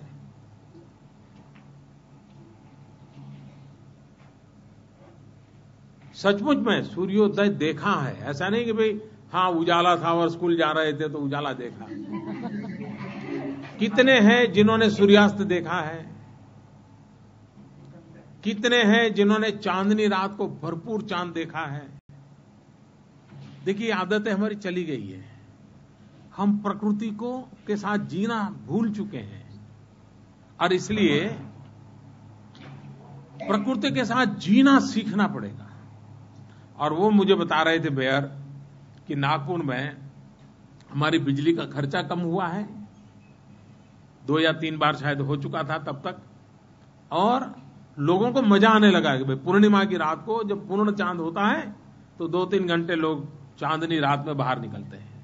तो मैंने वो एक सुझाव दिया, मैंने कहा ऐसा एक काम करो, चांदनी रात को हर मोहल्ले में एक स्पर्धा करो। एक तो अंधेरा होना चाहिए, चांदनी की रोशनी होनी चाहिए, और मैंने कहा सब लोग स्पर्धा करो, सुई में धागा परोना। चांदनी के प्रकाश में सबको मजा आएगा, अबाल वृद्ध सब खेलेंगे, जिसका धागा जाएगा पता चलेगा उसकी आई साइट कैसी है, चांदनी की रात का मजा लेगा। आप लोग करेंगे? पक्का करेंगे? करने के बाद मुझे चिट्ठी लिखेंगे? मैं विश्वास करूं, सारे देश के बच्चों से विश्वास करूं। आप मुझे बताइए, चांदनी रात को भी अगर 2-3 घंटे बिजली बंद रखी, स्ट्रीट लाइट बंद रखी, पर्यावरण की सेवा होगी कि नहीं होगी? चांदनी का मजा आएगा कि नहीं आएगा? पर्यावरण से प्यार बढ़ेगा कि नहीं बढ़ेगा? प्रकृति से प्रेम होगा कि नहीं होगा? यही तो करना चाहिए। तो सहज रूप से किया जा सकता है, कोई बहुत बड़ी बड़ी चीजें न करते हुए भी हम इन चीजों को कर सकते हैं। धन्यवाद जनाब। कुछ बच्चे भी यहाँ बाकी हैं जिनके प्रश्न बाकी हैं। आप आए हैं, आप तो पूरा ही करेंगे। उत्सुक है बच्चे। Namaskar, Honorable Prime Minister Sir. I am Priya Chaturvedi from Rajkiya Pratibha Vikas Vidyalay, Dwarka, New Delhi. Sir, is politics a difficult profession in your opinion? How do you handle stress and work pressure so well? पहले तो politics को profession नहीं मानना चाहिए। Eco हो रहा है, जरा कोई माइक को ठीक करें। पॉलिटिक्स को प्रोफेशन नहीं मानना चाहिए, इसे एक सेवा के रूप में स्वीकार करना चाहिए। और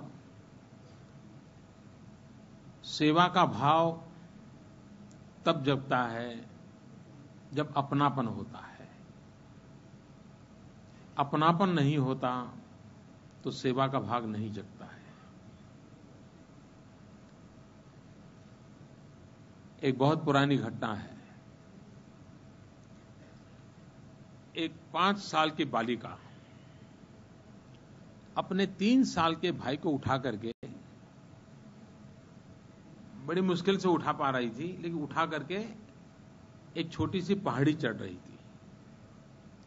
तो एक महात्मा ने उसे पूछा,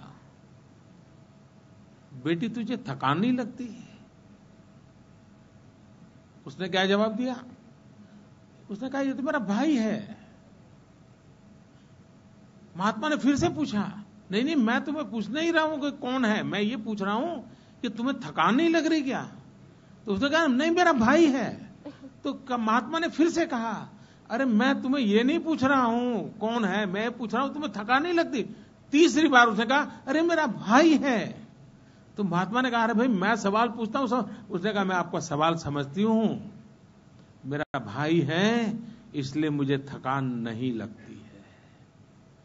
5 साल की बच्ची। जब मुझे लगता है कि 125 करोड़ देशवासी मेरा परिवार है, ये मेरा परिवार है, उनका सुख है मेरा सुख है, उनका दुख है मेरा दुख है, तो फिर थकान नहीं लगती।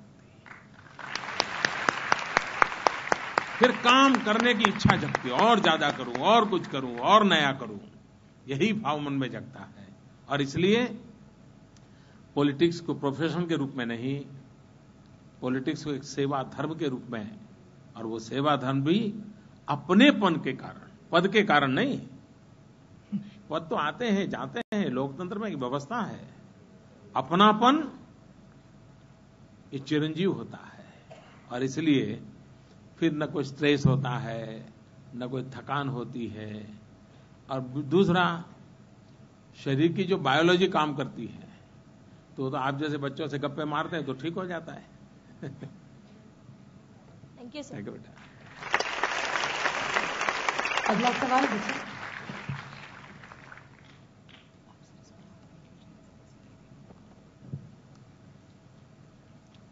नमस्कार। आदरणीय प्रधानमंत्री जी, मेरा नाम सूरज दीवान है। मैं केंद्रीय विद्यालय आईने कॉलोनी का छात्र हूं और कक्षा 12वीं में पढ़ता हूं। सर, जब आप गुजरात के मुख्यमंत्री थे तब आपने गुजरात पढ़ो यानी कि वाचे गुजरात नाम से एक अभियान शुरू किया था। मैं आपसे यह जानना चाहूंगा कि क्या राष्ट्रीय स्तर पर ऐसा ही कोई अभियान शुरू करने के बारे में आपने विचार किया है? ऐसा तो विचार नहीं किया है, लेकिन एक और बात मेरे मन में चल रही है, वो है डिजिटल इंडिया। और जब मैं डिजिटल इंडिया की बात कर रहा हूं तो मेरा आग्रह है कि आधुनिक टेक्नोलॉजी हमारे छात्रों तक पहुंचे और सभी भाषाओं में पहुंचे, और वो उस टेक्नोलॉजी के माध्यम से इंफॉर्मेशन कम्युनिकेशन टेक्नोलॉजी का लाभ लेते हुए, इंटरनेट का लाभ लेते हुए, ब्रॉडबैंड कनेक्टिविटी का लाभ लेते हुए, उनको आदत लगे नई नई चीजें खोजने की, देखने की, पढ़ने की, समझने की। अगर ये उसका आदत बन जाती है तो मैं समझता हूं कि शायद ये मेरा जो डिजिटल इंडिया का जो मेरा सपना है, काम सारे मैं हाथ में ऐसे ले रहा हूं जो बड़े कठिन है, लेकिन अगर कठिन काम नहीं हाथ में लेंगे तो फिर कौन लेगा? अगर मैं नहीं लूंगा तो कौन लेगा? तो मैं ले रहा हूं। दूसरा, ये जो मेरा आज का कार्यक्रम है, उससे मैं एक प्रकार से मैपिंग कर रहा हूं इनडायरेक्टली, कि सचमुच में हमारे देश में इतने सालों से चर्चा चल रही है, 21वीं सदी की सुन रहे हैं, कंप्यूटर सुन रहे हैं, क्या कुछ नहीं सुन रहे हैं। मैं देखना चाहता हूं कि सचमुच में हिंदुस्तान की कितनी स्कूलें हैं जहां कम से कम मेरा ईमेल पहुंचता है? कितनी स्कूलें हैं जहां पर इंटरनेट टेक्नोलॉजी से मैं बालकों तक पहुंच पाता हूं? तो मेरा ये एक प्रकार का टेस्टिंग कार्यक्रम है। ये कार्यक्रम जैसे आपका तो है ही है, लेकिन मेरी सरकार के लिए भी मेरा एक भीतर से कार्यक्रम चल रहा है। और इसलिए जब आपने कहा पढ़ो भारत या भारत पढ़े, लेकिन मैं ये चाहूंगा कार्यक्रम मेरा हो या ना हो, मैं सभी विद्यार्थी मित्रों को, मेरा शुरू में भी मैंने कहा था, कुछ भी पढ़ो, लेकिन पढ़ने की तो आदत होनी चाहिए। कुछ भी पढ़ो। मैंने ऐसे लोग देखे हैं कि कहीं बाजार में पकोड़े खरीदा हो और पकोड़े खाने के लिए, पकोड़े का टेस्ट है, पकोड़े के लिए पैसे खर्च किए हैं, लेकिन जिस कागज के टुकड़े में पकोड़ा बांध करके दिया है ना, उसको पढ़ने लग जाते हैं, क्योंकि उनके संस्कार है, पढ़ना ही उसकी आदत है। पकोड़े के टेस्ट के बजाय वो पस्ती में अखबार का टुकड़ा आया है, उसको भी पढ़ने का उसका मन कर जाता है। ऐसे लोग देखे होंगे आपने। और जरूरी नहीं एक ही प्रकार का पढ़ो, आपको जो ठीक लगे। कॉमिक बुक्स रखते हैं, कॉमिक बुक पढ़िए आप, कोई बंधन नहीं है, ये पढ़ो वो पढ़ो, कोई जरूर नहीं। पढ़ने की आदत होगी तो कहीं न कभी आपको सही दिशा की चीजें पढ़ने की आदत भी लग जाएगी।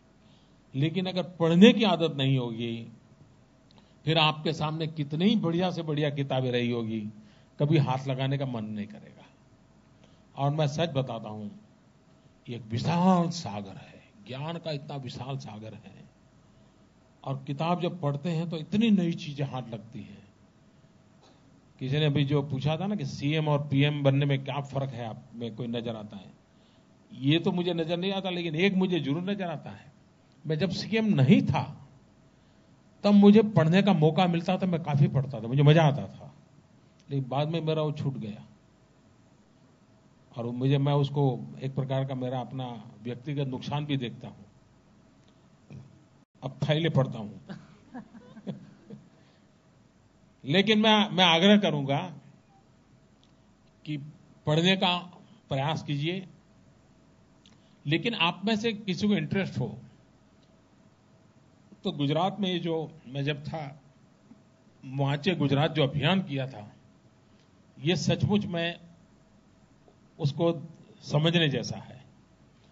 और उस समय स्थिति ये बनी थी कि लाइब्रेरियों में एक भी किताब मौजूद नहीं थी पूरे राज्य में। वरना कई लाइब्रेरियां ऐसी होगी कि जहां पर शायद उस कपबोर्ड को 10-10 साल तक सफाई नहीं हुई होगी।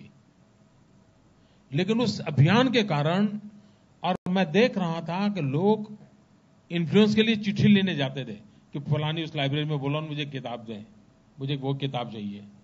क्योंकि निश्चित समय कालखंड में कितनी ज्यादा किताबें पढ़ते हैं, कितनी स्पीड से पढ़ते हैं, इसकी भी एक स्पर्धा थी। और बाद में उसका वाइवा था, उन बालकों से क्वेश्चन आता, क्या किताब पढ़ी, कैसे पढ़ी। ये अभियान इतना ताकतवर था और पूरा समाज जुड़ा था। कोई सरकार का कार्यक्रम नहीं रहा था, सरकार तो एक इनिशिएट किया था, पूरा समाज जुड़ा था। मैं खुद भी उस वांचे गुजरात अभियान में मैं खुद भी लाइब्रेरी चला गया था। मैं भी वहां जाकर के पढ़ने के लिए बैठा था और हर एक के लिए कार्यक्रम बनाया था। एक माहौल बन गया था पढ़ने का। और मैं चाहता हूं कि पढ़ने का एक सामूहिक माहौल बनना चाहिए, स्कूल में भी कभी बनाना चाहिए। अपने स्कूल में ये सप्ताह चलो भाई लाइब्रेरी की किताब ले जाओ, पूरा सप्ताह यही चलना है, नई नई किताबें पढ़ो, ज्यादा पढ़ो। 7 दिन के बाद जब पूरा हो जाएगा तो पूछेंगे 10 किताब कितने पढ़ी, 15 कितने पढ़ी, उसका वाइवा क्या था। तो ये अपने आप हर स्कूल अपना कार्यक्रम बना सकती है। लेकिन ये मैं आप में से किसी को इंटरेस्ट हो तो गुजरात से शायद आपको जानकारी मिल सकती है कि वो कार्यक्रम कैसा हुआ था, कितना बड़ा व्यापार, लाखों की तादाद में लोग इसमें लगे थे और करोड़ों करोड़ों आवर्स पढ़ाई हुई थी।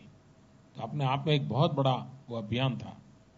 लेकिन मैंने भारत देशव्यापी इस कार्यक्रम के लिए तो सोचा नहीं है, लेकिन इस डिजिटल इंडिया के माध्यम से और शिक्षा क्षेत्र में टेक्नोलॉजी अधिक आए, हमारे बालक नई नई चीजें खोजने लगे, दुनिया को समझने लगे, ये मैं जरूर चाहता हूं। Thank you. धन्यवाद सर। अगला प्रश्न।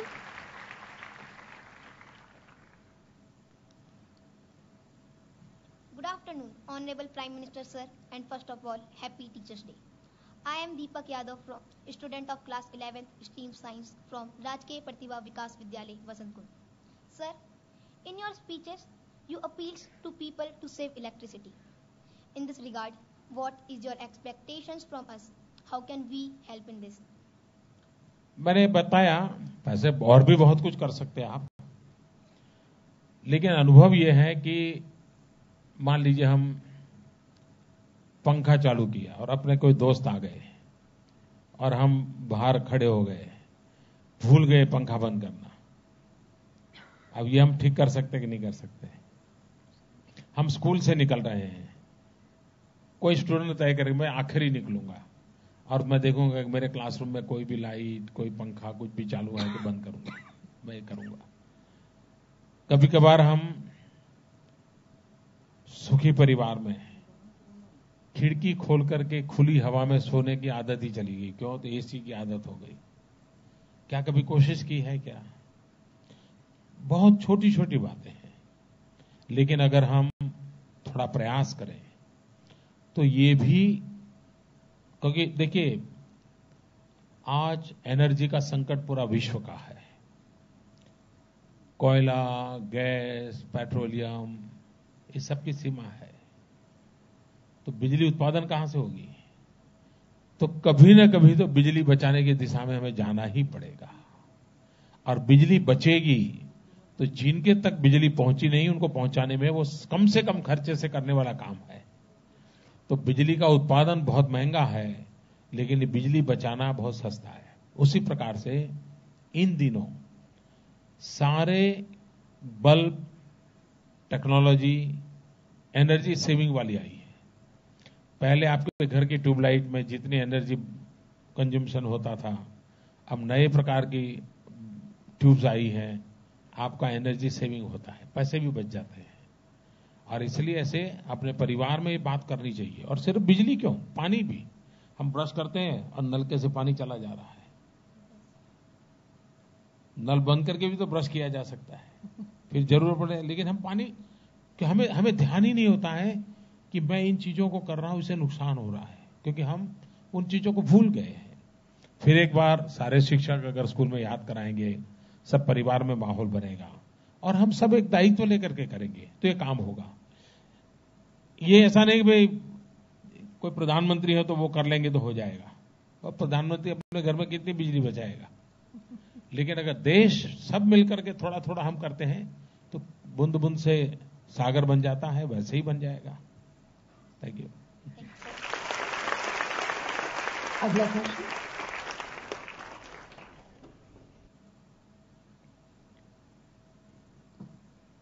A very good afternoon to you, sir. My name is Arunima and I am from Gargi Sarvodaya Kanya Vidyalaya, Green Park. Sir, we are very happy with your support for girls' education. Sir, can you tell us what further steps you will take in this matter?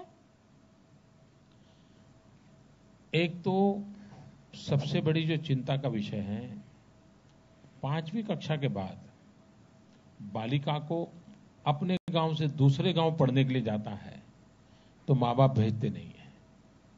उनको लगता है नहीं बच्ची नहीं जाएगी, और वहीं से उसकी बेचारी की जिंदगी को रुकावट आ जाती है। और इसलिए बालिका को अपने घर से निकट अधिकतम शिक्षा कैसे मिले, उसको शिक्षा छोड़नी ना पड़े। 6th, 7th और 7वीं 8वीं के बाद तो फिर संकट नहीं रहता, फिर वो बच्ची भी उतनी मैच्योर हो जाती है, माँ बाप को भी विश्वास हो जाता है कि आप बेटी को भेज सकते हैं, तो फिर उसको चिंता नहीं होती है। तो इस दिशा में हम काम कर रहे हैं, सब राज्यों से भी बात कर रहे हैं कि अधिकतम बालिका के लिए निकटतम स्कूल मिले। ये अगर हो गया तो उसको शिक्षा में सुविधा रहेगी। दूसरा है quality of education. Quality of education में हम टेक्नोलॉजी का भरपूर उपयोग करना चाहते हैं। आज कहीं का दूर सुदूर गांव में अच्छा टीचर जाने को तैयार नहीं, शहर में रहना चाहता है, तो उपाय क्या? तो लॉन्ग डिस्टेंस एजुकेशन टेक्नोलॉजी को पढ़ाया जा सकता है। जैसे मैं अभी बातें कर रहा हूं, हिंदुस्तान के हर कोने में, कहीं लेह से, कहीं तिरुपति से, कहीं पोर्ट ब्लेयर से, सब दूर बच्चों से मैं बात कर रहा हूं। इसी प्रकार से भविष्य में अच्छे टीचर के द्वारा पढ़ाया भी जा सकता है। कि एक टीचर सेंटर स्टेज पर से एक साथ लाखों क्लासरूम को अच्छी चीज पढ़ा सकता है। इसी कारण और बच्चों में ग्रास्पिंग बहुत होता है, वो तुरंत इसको पकड़ लेते हैं। ये अगर हम कर पाए तो बच्चियों को अच्छी शिक्षा देने में भी हमें सफलता मिलेगी। Thank you. एक आखिरी सवाल के लिए हमारे पास वक्त है, आइए।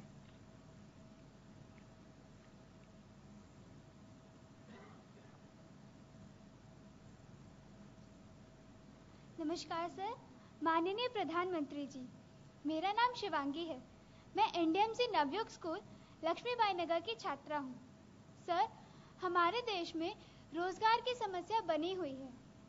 सर, क्या आप स्कूल्स में रोजगार परक शिक्षा यानी स्किल डेवलपमेंट को बढ़ावा देने का सोच रहे हैं? सारी दुनिया में समृद्ध से समृद्ध देश भी एक बात पर बल दे रहे हैं, स्किल डेवलपमेंट। एक घटना सुनाता हूं मैं, उससे आपको ध्यान में आएगा कि स्किल डेवलपमेंट का कितना महत्व है। आप लोगों ने आचार्य विनोबा भावे का नाम सुना होगा। महात्मा गांधी के चिंतन पर उन्होंने देश की बहुत सेवा की। उनके एक साथी थे दादा धर्माधिकारी, वो भी बड़े चिंतक थे। और दादा धर्माधिकारी की छोटी घटनाओं की किताबें हैं, पढ़ने जैसी किताबें हैं। तो दादा धर्माधिकारी ने एक प्रसंग लिखा है, बड़ा इंटरेस्टिंग प्रसंग है। कोई एक नौजवान को मिलने गया और उसने कहा कि दादा कुछ नौकरी का करिए। वो पहचानता था उनको, मेरे लिए कुछ नौकरी के लिए कुछ कीजिए, किसी को बता दीजिए को। तो उन्होंने पूछा, भाई तुम्हें क्या आता है? तो उसने कहा, मैं एमए हूं। तो कहा, नहीं तुम एमए हो, तुम्हें क्या आता है? तो कहा, मैं एमए हूं।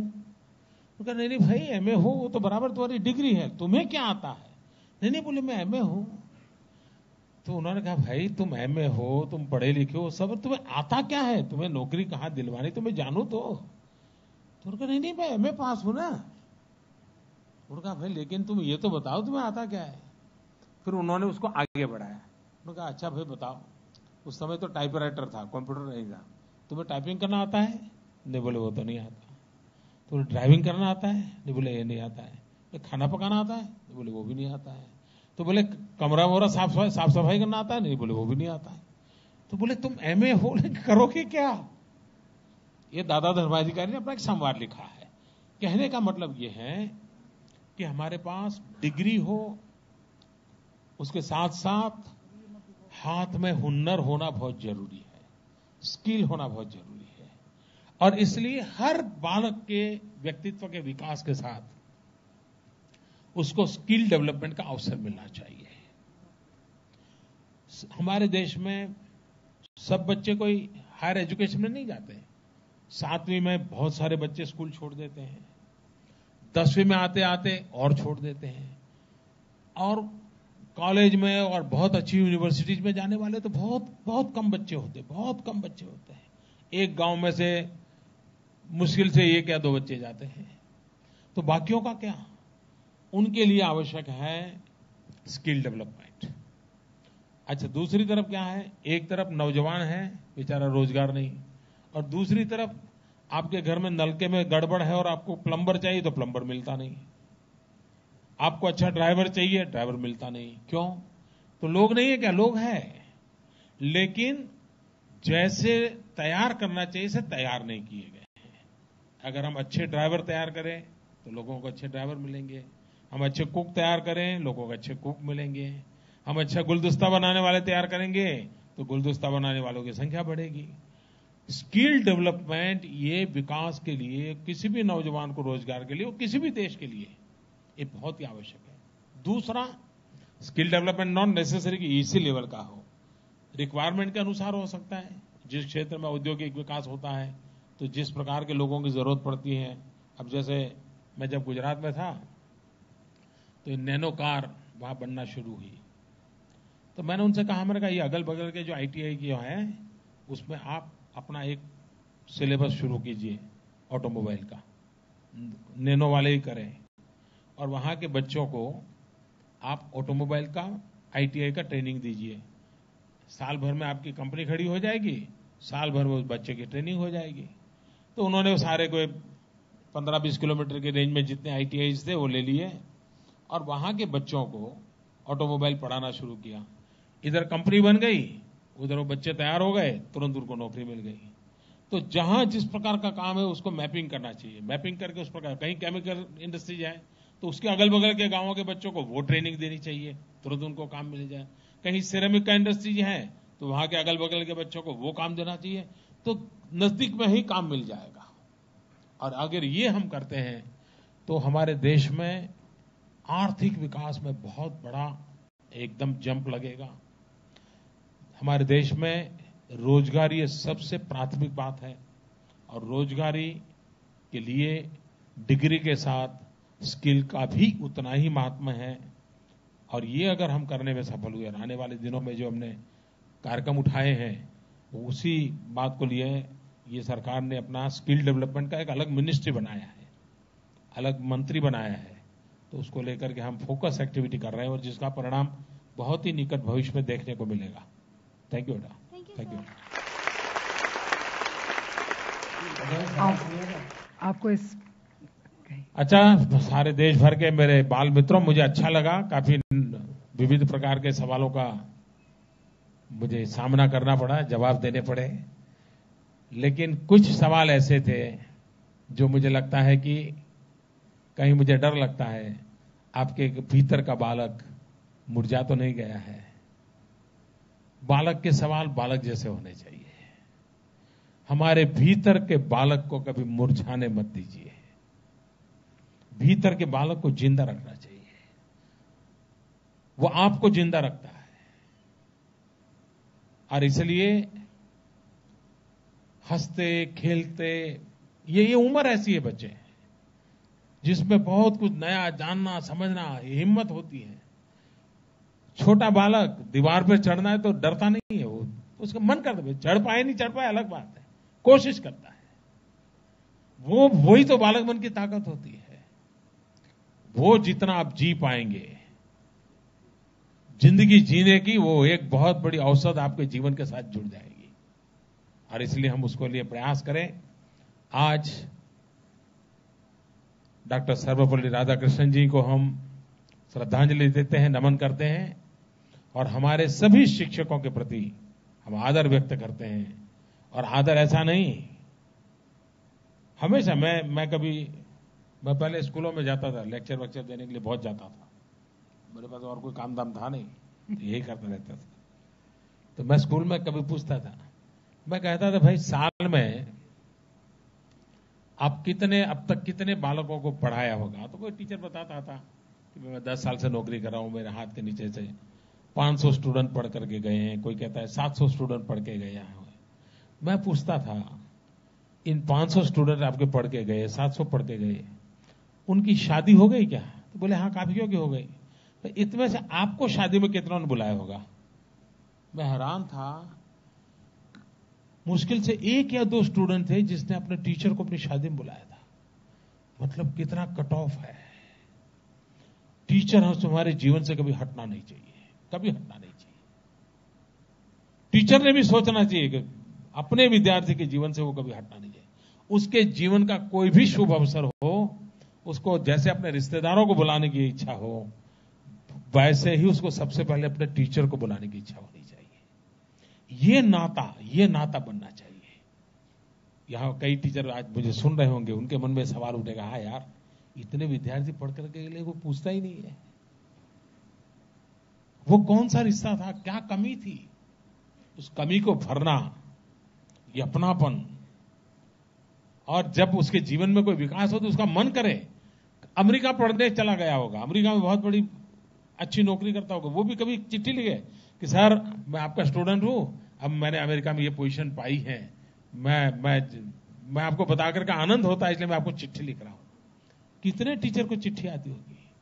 शायद किसी को अपना स्टूडेंट प्रगति करे, जब उसके टीचर को बताने का उसका मन करे, ऐसी छवि, ऐसे फुटस्टेप्स वो बालक के जीवन में रहे, ये अगर टीचर करता है टीचर और बालक का नाता इस प्रकार का बनता है, तो मैं नहीं मानता हूं कि व्यवस्थाएं कभी रुकावट बनेगी, इंफ्रास्ट्रक्चर कभी रुकावट बनेगा। जिंदगी बदलने के लिए ये अपने आप में बहुत काफी होगा। एक माली पढ़ा लिखा नहीं होता है, जिस बगीचे में काम करता है वहां जो खाद डाला जाता है उसकी दुर्गंध होती है, लेकिन उसके अंदर सामर्थ्य होता है कि भगवान को भी पसंद आए ऐसे फूलों का वो सर्जन कर देता है। एक अनपढ़ माली भी ये कर सकता है। तो हमारे पास तो कितने फूल परमात्मा ने दिए हैं, उन फूलों को हम कैसे संवारें, उन फूलों को भारत मां के गले में कैसे अर्पित करें, ये अगर सपना हम टीचरों का रहेगा, मैं मानता हूं हम देश और दुनिया को ये देश बहुत कुछ दे सकता है। डॉक्टर राधाकृष्णन जी के जीवन से हम यही प्रेरणा लें और हम भी कुछ करें। मुझे आप सबसे मिलने का अवसर मिला, देश भर के बालकों से बातचीत करने का अवसर मिला। मेरे लिए ये सबसे संतोष का काम है। मैं जब गुजरात में मुख्यमंत्री था तो बच्चों को स्कूल ले जाने का कार्यक्रम करता था। फर्स्ट डे जब स्कूल ओपनिंग होती थी तो मैं खुद गांव में जाता था जहां एजुकेशन ना हो, और वहां तो उस समय 45 डिग्री टेम्परेचर रहता है जून महीने में। 45 डिग्री टेम्परेचर में मैं गांव जाता था, बच्चों को घर घर जाकर के स्कूल ले जाता था। और मैंने एक बार कहा था भाषण में, मैंने कहा कि मुख्यमंत्री के नाते शपथ समारोह का मुझे जो आनंद आता था उससे ज्यादा आनंद उस गांव के गरीब की बेटी को स्कूल में दाखिल करते समय मुझे आता है। ये मेरा मिजाज है, इस मिजाज को लेकर के हमें आगे बढ़ना है। बहुत बहुत शुभकामनाएं, बहुत बहुत शुभकामनाएं। धन्यवाद। एक अनन्य शिक्षक दिवस रहा। आज की अनुभूति में मुझे विश्वास है कि हम सभी कुछ अनोखी यादें लेते जा रहे हैं। सभी विद्यार्थियों, शिक्षकों तथा सभागणों की ओर से आपका हमारा हार्दिक धन्यवाद।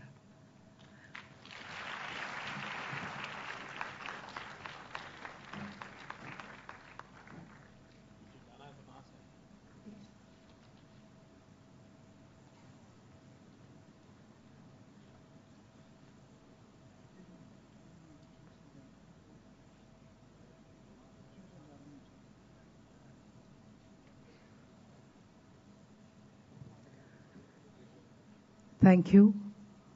All of you were exceptional, including those who are on the uplink.